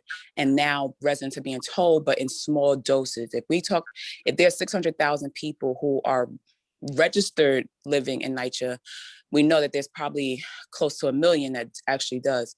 And so when you tell me in December that you spoke to 2,000 people, that's not even a fraction of how many people live there and are fully aware of what's happening. So my spiel is always to the elected officials that there's no trust there because of how it was rolled out, one, but also people are not aware. And the young lady who says she doesn't have a tenant association, please, Marquise, get her information so my office can work with whoever her elected official is and get them representation. There are definitely some developments in my area that don't have representation either, so they're not getting this information. What I want to say is to push us a little bit forward is that we've been complaining about NYCHA for years, everyone. So let's not act like this is the best thing and we need to save it. We need to figure out a way to get these, to get the things done in our NYCHAs that have to get done. So yes, I hear the pushback on the blueprint, I hear the pushback on the trust, but what if we start thinking about like, okay, so instead of us fighting about this actual trust, how do we now save the buildings that are dilapidated? How do we save the boilers and the elevators and all of the tickets that we put in? What do we do? And then if we can move on that conversation, then we can stop having this roundabout. Because right now we're just saying no to something that was presented, but we're not giving the alternative. So if we can create a working group around what the alternative is to save NYCHA, then let's talk about that. The state gave $200 million, but we know that it's going to take 40 billion to even restore NYCHA. So our 200 million is going to go in the garbage. That's what that's what it feels like to me. And so just so you guys know, I met with NYCHA for maybe, I have 3 meetings already because I'm getting more RADs in my district, more RAD conversions. But my next meeting is to have a conversation around where does this money go? When the state gives you money to a federal housing program, where does our money go? Who makes that decision? And why? And how do we create more input? So I just wanted to make sure I said that to you all before I get off the call. And I just want to thank you all. Marquise, please get that young lady's information for me. Yes, I will get you Lakeisha's. And just a quick note, we are having those conversations about alternative. There is some legislation, notably Congresswoman Lydia Velasquez's legislation, Maxine Waters' legislation. There's a lot of conversation about the Green New Deal. So we are having those questions, but the urgency, again, of June 10th puts our focus towards making sure that we have an input in this process and stop it, quite honestly, and speaking quite frankly. But we also have another elected officials. I will get to Stack, but I just wanted to make sure that we recognize some of our other elected officials. He may have left, but I think Councilman Mark Levine was joining us. If Councilman Levine is not with us, I'm gonna get us back to Stack with Ms. Dana. Ms. Dana, you have the mic. Thank you so much, Marquise. Good afternoon, everybody, and good afternoon and welcome, Senator Kavanagh. My name is Dana Eldon, and I am the president of St. Mary's Park Houses Resident Council. I'm also a member of RPPH and the steering committee of RPPH. And basically, I don't have a question for you. I just want you to reflect on what everyone has said. And basically, it is this. 964 was not adhered to when it came to developing this blueprint. That's number one. And it is law, and it was violated. And on that premise, they began this campaign of routing through the city, dealing with certain groups of people other than the representation of the residents of this city in public housing, which I think was an insult. And now I'm dealing with 33% of my residents who are seniors, although we're not a senior development, our largest population is seniors, who are calling me daily after receiving a mail-in from Mr. Russ, telling them they must choose Section 8 by May 28th or else. And they lure them with new kitchens and new bathrooms, speaking nothing of the infrastructure that many of these buildings are in and the dilapidation, you know? So at the end of the day, what do I tell my residents who are afraid, who are sitting every day wondering, when will they get the next letter from Mr. Russ? Will it tell them that they no longer have a place to live? And that dwells on the idea that communication was not established from day one. Again, where do we come in? Are we just going to be handed something and we're told to accept it as is? I don't think so. More than anything, it's immoral what is being done over and over and over again to the residents of not just St. Mary's, but of NYCHA. You know, I'm a senior citizen who's in a wheelchair. Where do I go? And although they say, oh, we'll pay for your moving your expenses, really? So you're going to uproot me from where I've been now for 20 years, okay, in my elder state, and you're going to put me where? Put me where? So if anything, sir, I would ask you to think about the moral issue here. What are you doing to these people in NYCHA who are of age, who are disabled, who are disenfranchised on so many different levels? Now we're dealing with the pandemic. There's issues of education of our children and situations that we have no control of. And now you're going to take our control away from us where we live. That is heartless. It is immoral, and it must stop. So either whatever you can do to stop this bill or slow it down, bring us to the table. Give us a chance to defend our homes. These, more than this being NYCHA property, these are our homes, sir. I know. This is where I've raised grandchildren and children. And at the end of the day, you're not going to tell me that I got to go from Section 9 to Section 8 and I don't have a choice. And if I want a new kitchen or a bathroom, whoop-de-doo. I don't want to hear that anymore. I want to hear some fair and responsible responses. And I have yet to get them from Mr. Russ, who promised me a private meeting, and I still haven't heard from him, okay? Or anyone else for that matter. There's too much that has gone wrong with NYCHA in the past. That should be a clear point to showing you why this bill doesn't go through now. Thank you. Okay, and if I could just respond, I agree that these are moral choices, and you know, I think the conditions in a lot of public housing are a moral outrage. The fact that we've allowed things to deteriorate over the last decades, and I think we have a moral obligation to do something about that. And I don't know the particulars of the choice that you're being asked to make in your development, but I certainly, if you're really getting a notice that says, choose Section 8 and you'll get a new kitchen or else, I don't, that's certainly not the choice. And we all know that, new cabinets and, faucets and stoves are nice, but if the plumbing's not working and the mold is in the walls and all that. And they're not even new, sir, they're refurbished. They're refurbished, even worse. So they're not even nice. But even if they were, there is nobody, I am not interested in making excuses for that behavior. And just the goal, I do this work because I want to try to make a difference and protect tenants and, And here's your chance. Yeah, I hear that. Mr. Kavanagh, throughout the conversations today, you mentioned that part of the reason why the blueprint is different from RAD, or that it doesn't have the same, it's not privatization, but there is a privatization aspect of this plan. And that is that the trust would aim to borrow money from the private sector, be it bonds or what have you. And so the challenge that we're all having, or the questions that haven't been answered, is what happens if these funds are not paid back?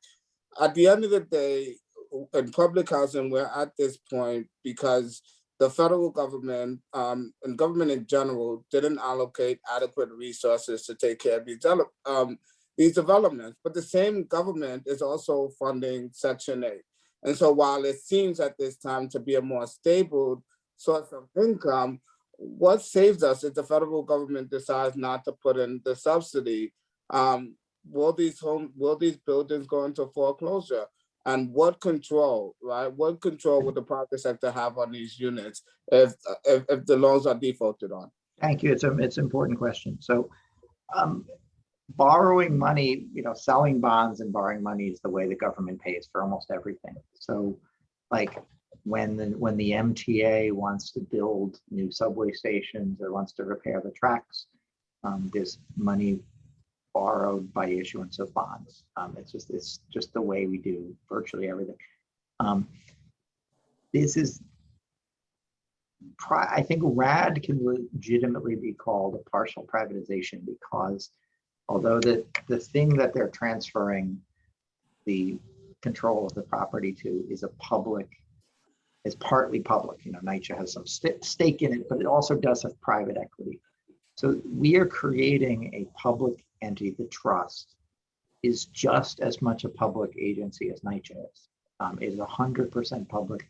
It's what's called a public benefit corporation. It's not like some random nonprofit organization like, United Way or Community Service Society or something.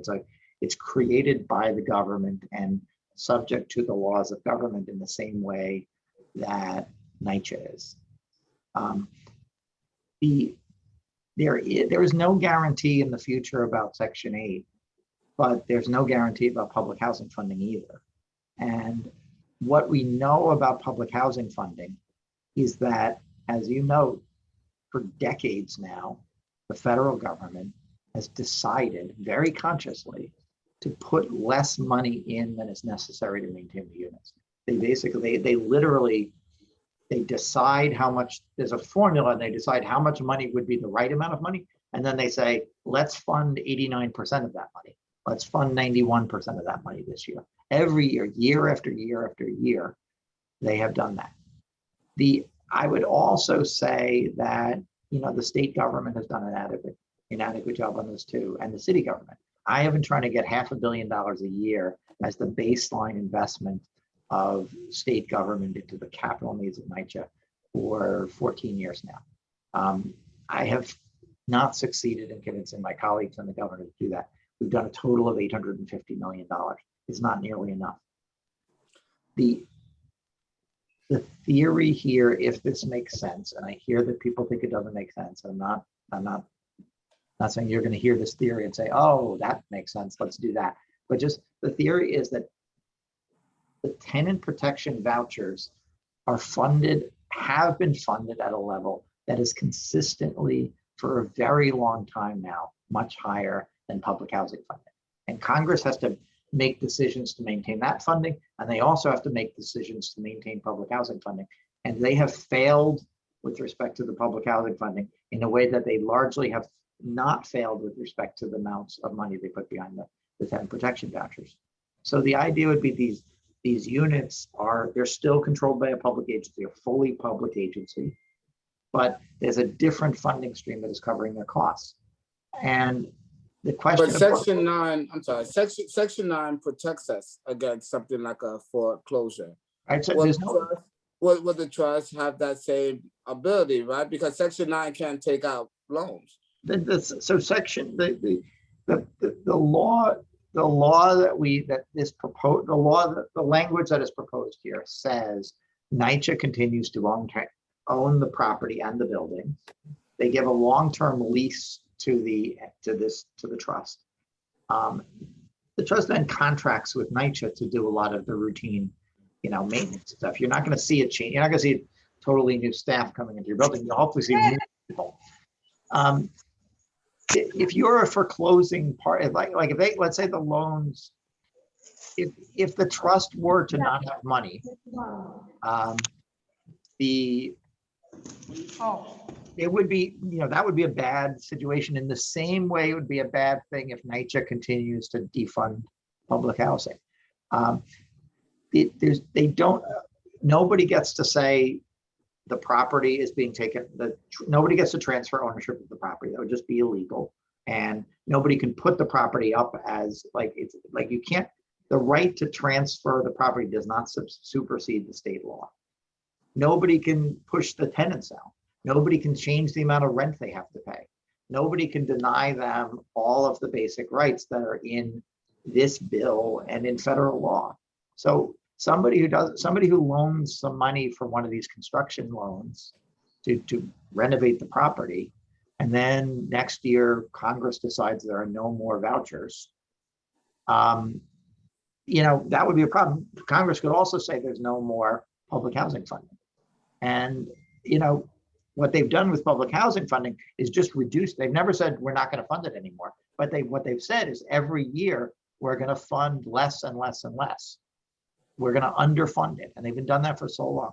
They haven't done that with the Section 8 program. And so the idea is that we might get a better funding stream if we do it that way. But it doesn't, there's no private entity here in the way that RAD and some other approaches have. We'll come back to this question because okay, I know it's a complicated one, and I don't mean to minimize it. Right, the private investors have to make an interest, and they have to feel secured or have some level of insurance if those loans that they put out are not paid back. But let me, we have Councilman Mark Levine joining us. I just want to bring him into the conversation.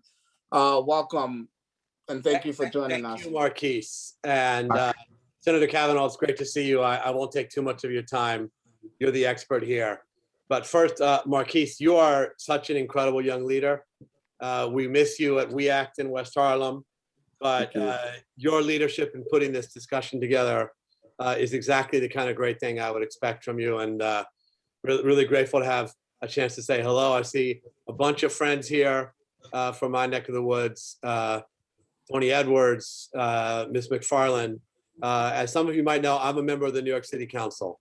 I represent the 7th Council District, which covers West Harlem, Hamilton Heights, a little bit of the Upper West Side, and Southern Washington Heights. I'm really honored that my district is home to many, many wonderful NYCHA developments. And so I've been deeply involved in the fight for NYCHA residents. And I want to acknowledge a wonderful thing that Assemblymember Jackson had mentioned. I'm not sure if she's still on, but I also don't live in NYCHA. And so my job is to listen to those of you who are leaders and your neighbors, and to learn from you and to stand up for you and fight for you and to uplift your voices. And what I hear from you is understandable frustration after years of neglect and mismanagement of public housing in this city, years of underinvestment at every level by the city, state, and federal government. And it's just unacceptable. And it's left conditions that no one can tolerate throughout our developments. And it just breaks my heart that our city has allowed public housing to deteriorate it, whether it's elevators or roofs or plumbing, pest control. It's unacceptable. The city owes you better. The state owes you better. The federal government owes you better. I was pleased to stand with Congressmember Nydia Velasquez, who's been an incredible champion for NYCHA and has put forward a proposal, which I know, Brian, you're familiar with, which would include $70 billion for public housing in the infrastructure bill, which is being debated in Congress right now. That would be a huge infusion of capital for NYCHA, not just public housing nationally, but specifically for public housing in New York City. Brian might know the exact amount, but certainly billions of dollars. We're pushing for 80 at this point.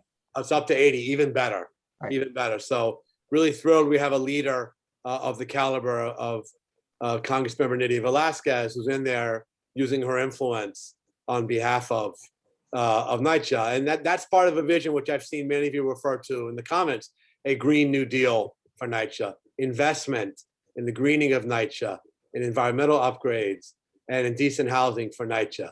And the principles here, which I've heard you again and again speak so passionately about, is public land must remain public land forever. The rights of NYCHA residents must not be compromised. The rents that you pay must not change. The powers and rights you have as residents must not be compromised.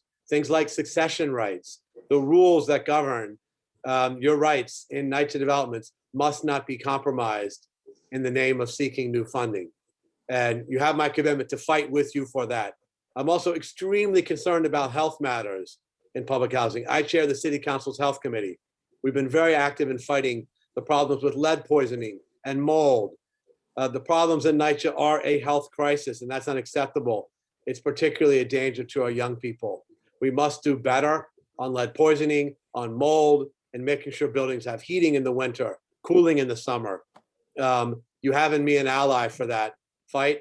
And I don't know if it's appropriate to say what I'm running for right now, but tell me if it's not. But I'll tell you that I am running also to be the next Manhattan Borough President. And I've been out knocking on doors in NYCHA every day.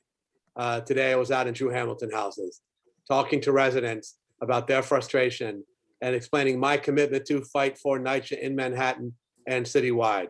So that's a little bit of big picture from me. I'm so grateful to have had a moment to speak to you. I don't want to detract from the larger discussion. If appropriate to take a question or two, I will. I'm also very happy to step back and allow you to continue with your discussion with the senator. Thank you so much, Marquise, and everyone else. Thank you, Councilman Mark Levine. Please stay with us. I'm gonna go through the stack, and if there's some questions, please, we would love for you to help answer them. I'd moving be on- happy to. Unfortunately, I have to leave at 5. I'm so sorry. I'll stay to Okay. then if I can take more questions. Just a very busy day for me. I understand. Thank you. I'm gonna take us to Joshua now. Okay, thanks, Marquise. I'll make it quick, because I know this is a residents meeting. Senator, my name is Josh Bonner. I'm actually a NYCHA employee for 21 years, and I'm also a representative of Local 375, DC 37, and I'm also against this. I don't want to repeat what everybody says, but what I do want to weigh in from the staff point of view is one thing that we want to stop the bill for is not because of what it says, but what it doesn't say. You know, we've lost so much staff over the last 20 years. When I started at NYCHA, there were 16,000 employees. We're under 12,000 now. And that obviously that's part of the deferred maintenance that really hits the residents so hard. And I don't see anything in the bill that really wants to up staffing levels to what's necessary. What we have seen though is a real uptick in outsourcing to consultants. And in my department, I work in the design department. You can literally walk down the corridor and not be able to tell if somebody sitting at a cubicle is a union worker, a civil service worker, or a consultant. And every one of those consultants gets charged. They don't make twice what I do, but they cost twice what I do. And that means that every one of them that's hired is a maintenance worker who's not hired, a groundskeeper who's not hired, a tech worker who's not hired. And I don't see anything in the bill that's going to put the reins on that kind of outsourcing, which is really scary because it's a huge drain on taxpayer dollars. I know it won't make up the shortfall for the lack of federal funding, but the fact that NYCHA keeps 2 sets of books and doesn't have that kind of audit and wastes that kind of money is a real drain. I don't see the bill really addressing that. But there is one provision in the bill under 619 that says that the trust can opt to abide by the union contract. The fact that it has an option of abiding by the union contract is really scary because if they don't abide by the union contract, by the collective bargaining agreement, they can hire any private fly-by-night company they want to and not hire residents and not pay prevailing wage and not really hire the kind of workers that the residents need to maintain things. And so from the staffing level also, I think we really have common cause here in wanting to kill this and making sure that we really have public funding to make sure that the buildings are maintained and staffed in the way that they need to. Just let me respond. There is no effort here to, I'm a very big supporter of unions and union rights. And, the trust would specifically have representation of unions representing the workers, the public housing workforce. A previous version said something about like, shall have a labor representative. It's been tightened up to say it must be somebody who's actually representing the workforce. And the union, the trust would be subject to the same requirements that they use union labor and respect the collective bargaining agreements. We're also using for the same guarantees for resident hiring as well as part of the same package. Both need to happen. And I don't. Again, the section 3 and the resident hiring requirements are also in there. I will say it doesn't the trust does not solve all the problems, and it does not set staffing levels at appropriate levels. And I agree with you that one of the big problems is that staffing has been cut back, in my view, and there may be some mismanagement there, but the main reason staffing has been cut back is that we've been starving public housing for money for a long time. So the goal here would be to get a higher level of funding per unit into these developments so that they can hire more people to manage things effectively. But I'll continue, there have been conversations with labor. Some of the union heads have been supportive of this. NYCHA has had conversations with them, but we'll continue to make sure that we look at it to make sure that we're protecting those rights. We also don't see staff representation on the proposed board. So again, it's all part of the same package. There is a requirement that the board include a union representative in the current draft of the bill. And again, it was very fuzzy in a previous version, but the current version requires union representation on the board. Thank you. I have Ms. Gina Strickland. Hi, good afternoon, Mr. Kavanagh. My name's Gina Strickland, and I'm the Vice President of CWA Local 1180. I have been on this meeting for several months now in regards to the blueprint for change. I'm listening, put it this way, as your position as the state senator, you get this position because people vote you in. So if you are voted in, what you should be doing is listening to those people that voted you in. As you can tell by the individual, the tenants, and everybody that is on this call, I will tell you, they are very knowledgeable of the various different provisions that you're supposed to be doing. So in the beginning, everybody told you that's on this call, the tenants told you how they feel about this bill. That being said, before this closes, are you still going to move forward with this bill? We are going to continue to have conversations with all of you and other parties about this. The bill has not, the bill hasn't moved forward at all so far. It's been, it's been introduced along with 7,000 other bills.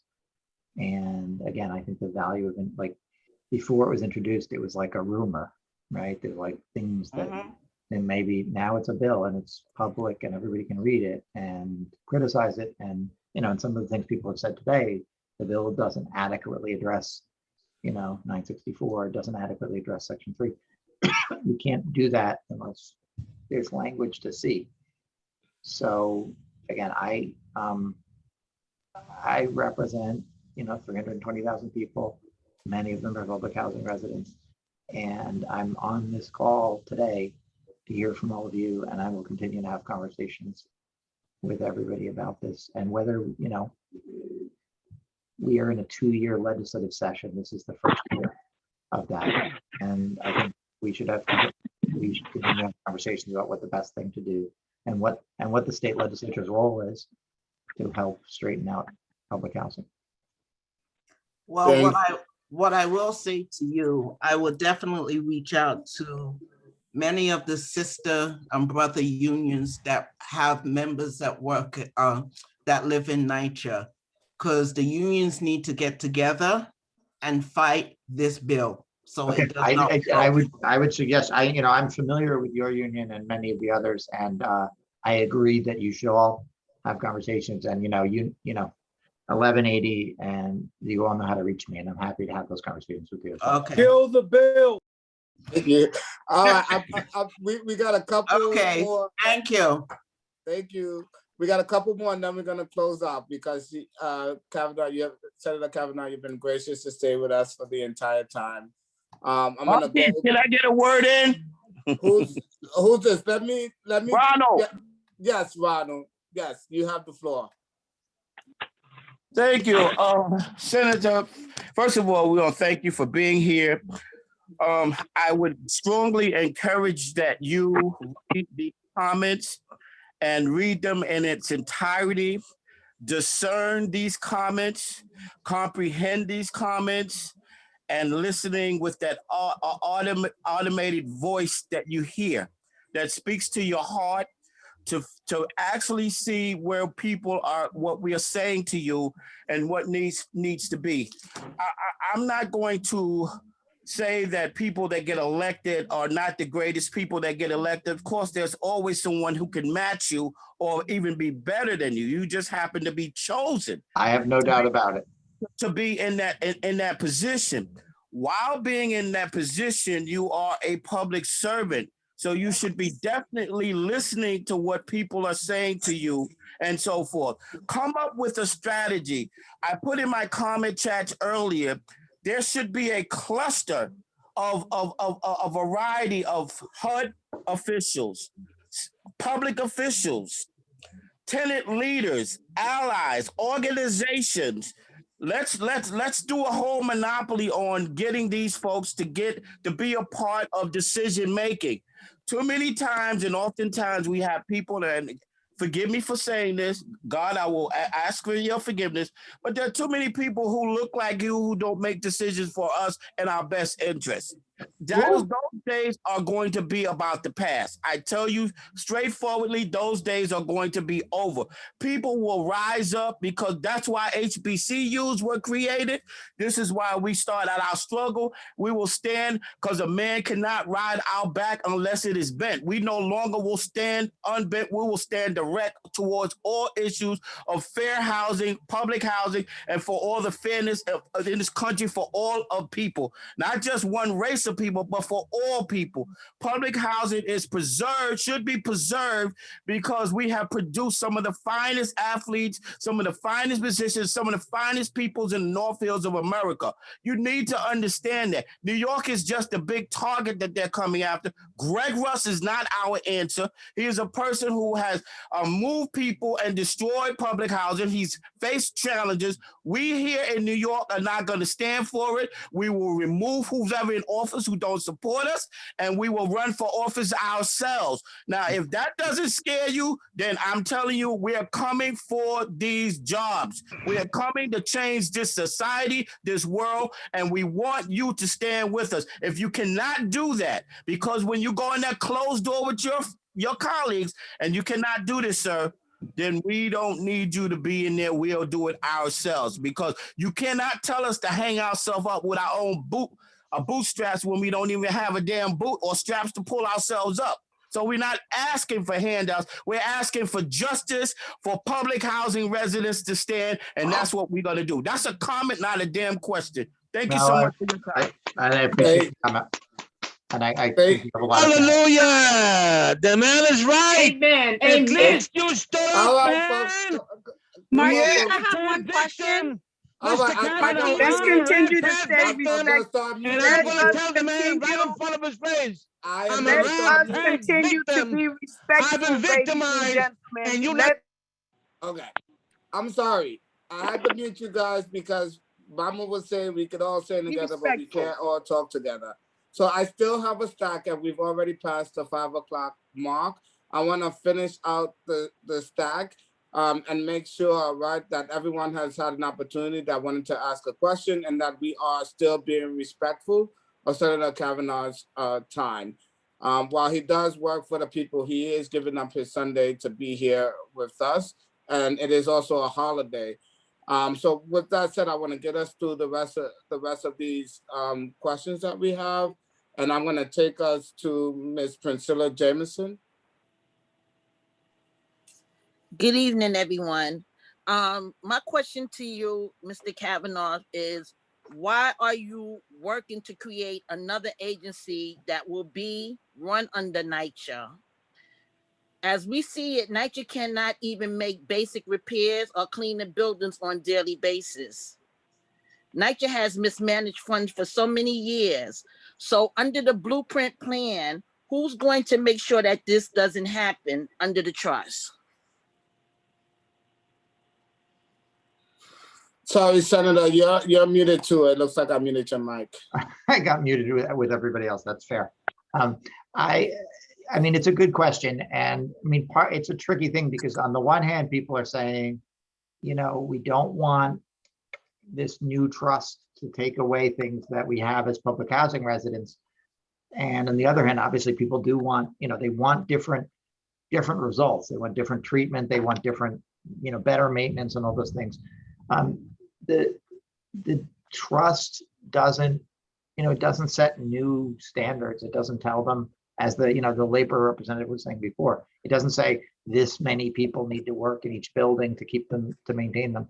It does, the proposal is to provide more money per building to maintain them. And it is true that NYCHA has not managed certain things very well. It's also true that we've underfunded them.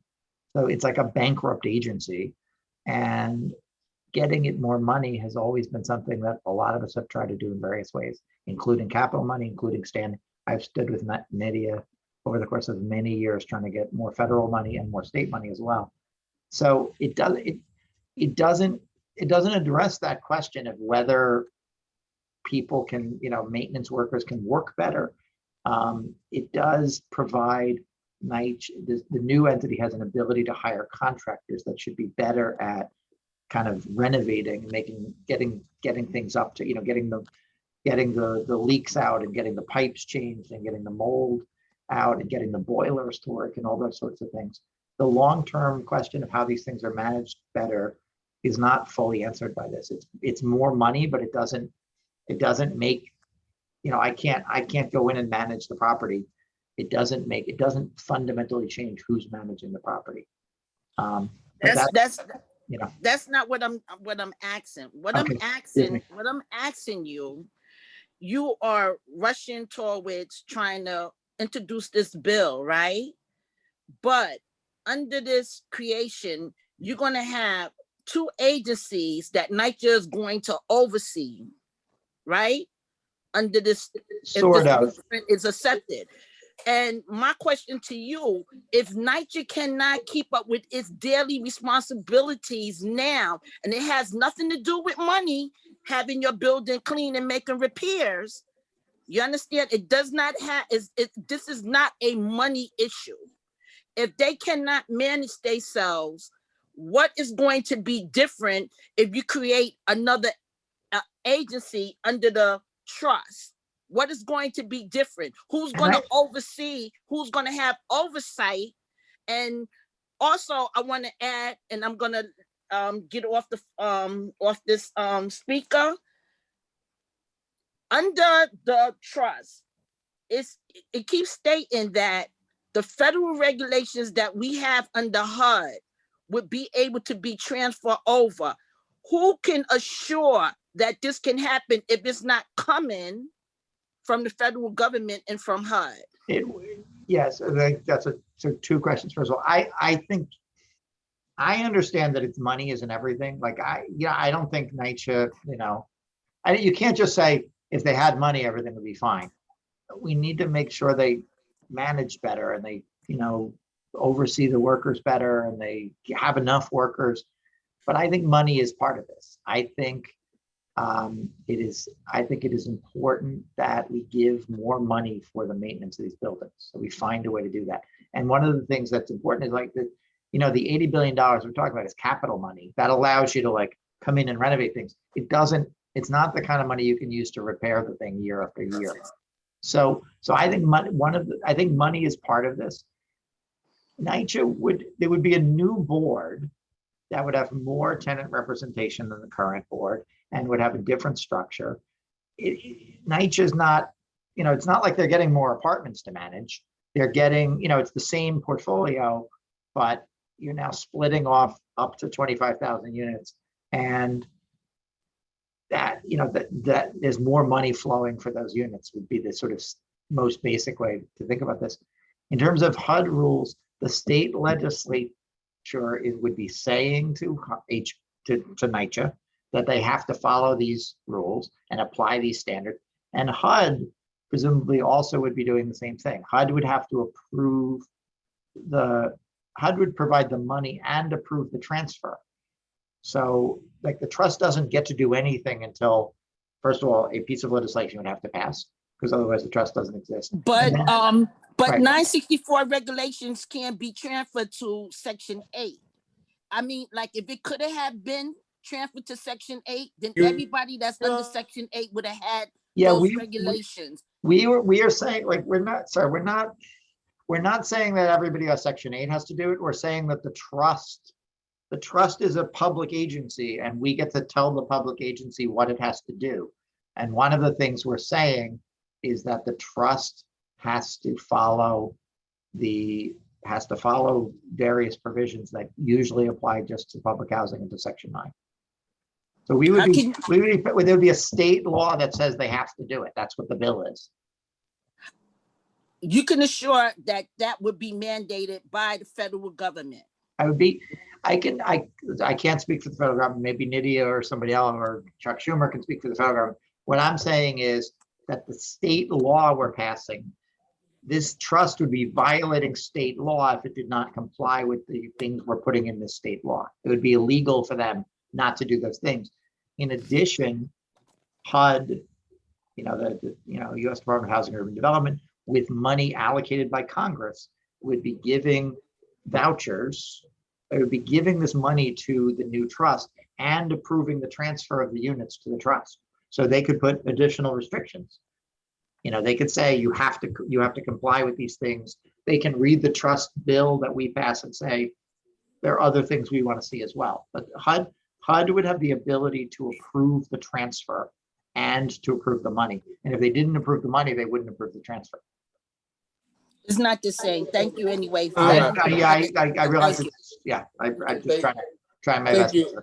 Senator Kavanagh, I have about 3 more hands up who haven't had a chance to speak. We're on your time at this point. Can we go through these 3 names or do you need to go now? We'll do the 3. All right, so I am going to take us to Tareen Lewis. Good afternoon, Tareen. Senator. I'm here. Okay, go ahead. Good afternoon, Senator. My name is Tareen Lewis. I'm the Vice President of the Berry South NYCHA houses out here in Brooklyn. So you'll say your goal here is to give NYCHA more money to do the renovation that they need by connecting by giving them Section 8 vouchers, right? It's to do the renovations and also to have a long-term operating funding that is higher than they've had for these units. So it's like they could they could do renovations immediately. If we got, if this $80 billion comes to pass, some of it could be given to the trust to do these units. They would also have an ability to borrow some money to make renovations quickly. And then year after year after year into the future, they would be funded under the Section 8 levels rather than the Section 9 levels. And the Section 8 levels are much higher than the Section 9 levels and have been for a long time. That's the theory. Okay, so we all know NYCHA is corrupt and they mention their bunglers when it comes to management. Why would you give an organization that has a long history of mismanaging funds and corruption more money without reorganizing them first so that they can best manage their money and manage their funds with help of residents? It's a good question. They are going through a restructuring under federal supervision. And, there's the federal monitor.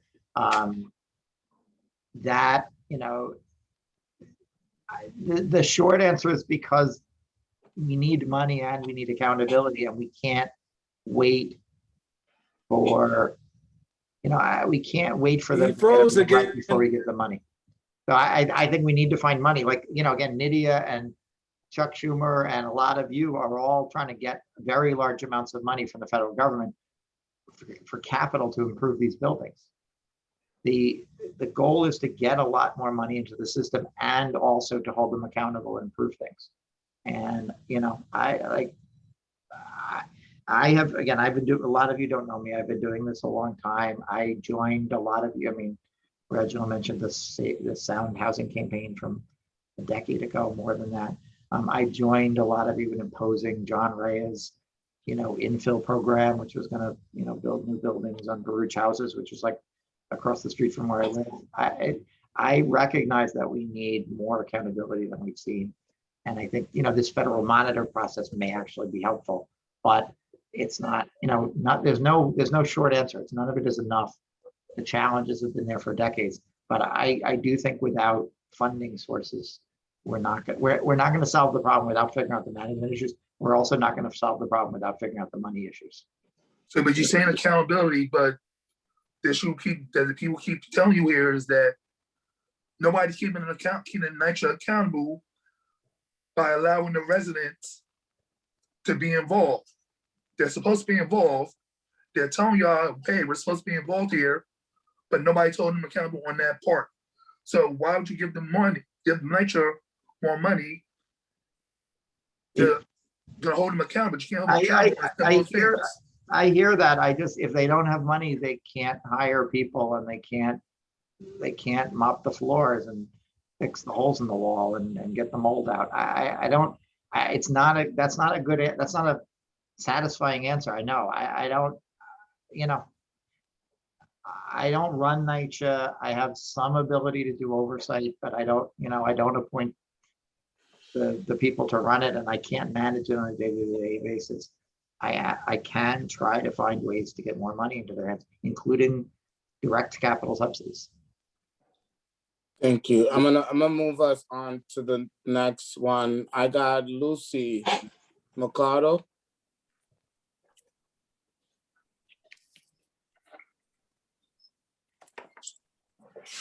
Good afternoon, Senator. So my question for you is, did HUD publish the proposed changes with this blueprint bill to this federally funded program in the Federal Register for public comment and review? And if so, when? And if not, why not? The HUD hasn't done anything yet. So the trust, we would create the trust, and the trust is like a thing that exists kind of on paper, right? It's like it's a legal structure. It's got a board, it's got some rules, and then NYCHA would apply to HUD for approval to basically treat to transfer, the sort of legal transfer of the units to the trust and the funding. At that point, HUD would go through the process they go through to publicize that and get it approved. And I will say again, funding 25,000 vouchers, if they get that far, would require quite a lot of money. And I think our congressional delegation will have something to say about that as well. So HUD hasn't. We know NYCHA's been talking to HUD, and they've been talking to Congress, and they've been talking to everybody, but so far HUD hasn't done anything. So the trust creates the thing, and then HUD has to decide, does this make sense? Does it make sense to use this thing and give the vouchers? And if they decide no, then this won't happen. So isn't this blueprint for change in violation of our tenant rights, being that there is absolutely no tenant input and our tenant rights are protected under HUD? So therefore, why is this being passed? The first thing is we haven't passed anything at this point. We're having conversations with you and lots of other folks, But we're opposing it. I understand that. And I would like to have continue to have conversations with all of you. And again, I knew this was a group of tenants who have organized to oppose this. Thank you. That's you've made that point clear. I knew that when I agreed to come on this call, because I thought it was important to be here with you and to hear to let you hear for what it's worth what I'm saying about this, and to hear from you. The proposal for the trust is a proposal that is, intended to protect the rights that you're talking about. Who is this trust? So let me get to one more question. She's asking who, right? Who does this trust represent? But while you answer that, I'm gonna move us on. Thank you. I saw Kiko wanted one more question. I saw David and then he disappeared. So Kiko, I'll throw it back to you. Yes. And that will close the questions. And I'm happy to take a stab at Lucy's question too, but if you want to get the last one up there, that's No, I'm saying answer the question. Okay, good. Okay, I wasn't sure. And Marquis, I'm trying sir. to do what you tell me to do, Marquis. So on this, the trust is what the law says it is. The trust is like NYCHA is a public agency because there's a state law that says there shall be a New York City Housing Authority, and it has these powers. The city's Department of Transportation exists because there's a law that says there's a Department of Transportation. The trust would be a public agency that follows the rules that the legislature says. And what it says is there'll be a trust. It'll have a 9-person board. 4 of those board members will be tenants. 2 of them will be subject to nominations by the Resident Advisory Board and the Citywide Council of Presidents. And it'll have certain legal abilities. Mostly it'll make the agreement with the authority so that certain rights are transferred from NYCHA to the new trust. That's all it is. It can hire some people directly, but a lot of the staff that you'll see day to day will be the same people. Thank you. Ms. Kiko? Yes, I just wanted to kind of conclude that one of my fears is that we have a gentleman who has come here from another state, making more than the President of the United States, who has probably no idea about how we live and what we go through, making decisions for us. That's very, very scary to me. And I appreciate you for your time being here and listening to everyone's comment and looking at everyone's comment, continuing with your composure. And what I'm going to conclude with is, once again, we need our homes. Y'all need our votes. What are we going to do? This is a very crucial time for us, but I do have one solution. Assist me, because I'm a public housing resident, so I don't really have that much money, but assist me in maintaining some land and a home, and let me become a neighbor to Greg Russ or anyone in the Senate. And then you can do whatever you want to do with Section 8. If I can become a neighbor. That may not make sense to anyone, but I'm sure that most people got the gist of what I had to say. I got you. I think I got you too. I got you. We've come to an end of the Q&A, and I echo Ms. Kiko and thanking you for staying and hearing everyone's comments. We've invited you into our home. This is where we have been meeting, we have been talking, and you heard very clearly that we do not think this is a good plan. We have asked you, and we are relentless in our pursuit to make sure that we are improving the quality of our homes. You will not be able to talk to any other person who has more of an expertise in public housing than the residents, and especially the residents on this call. And so while we put the request out there, and we are having an intelligent and richful conversation, please understand that our pursuit continues, and we're going to do everything that we can to stop this plan from moving forward. I understand. With that being said, I do want to give you the floor to make some final comments. Please tell us, what are you taking with you from this conversation? Several people have said thanking me for my time, and I thank all of you for your time. I know that this is, I've learned a lot about the particular, concerns that you have and the way you're thinking about this. We introduced lots of legislation with the intent of trying to have conversations with people who are affected by it to figure out what makes sense. I am hearing that this doesn't make sense to people who have spoken on this call. And I have great respect for a lot of you. Some of you, because you have, taken the time to organize your neighbors and your residents of your development. And some of you, I know, several of you have very long histories as citywide leaders on this.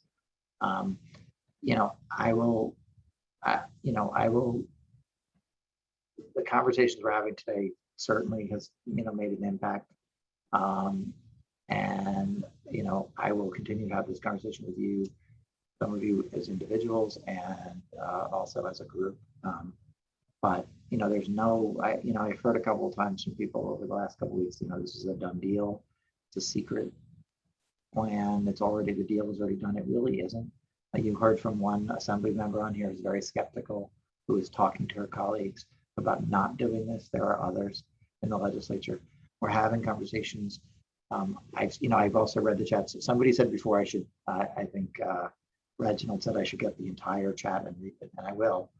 And I think you've been recording these things, so I think that I don't have a record of the whole chat, but I think you Marquise, I think your recording feature will also get the entire chat. If you want to send the entire thing to me, first of all, I can try to answer some questions that were not addressed verbally, but I will read it all. You know, to the extent people want to, you know, doubt, you know, I recognize a lot of you don't know me. I heard a few people saying, you know, this is the hardest day I've worked in my whole life or something.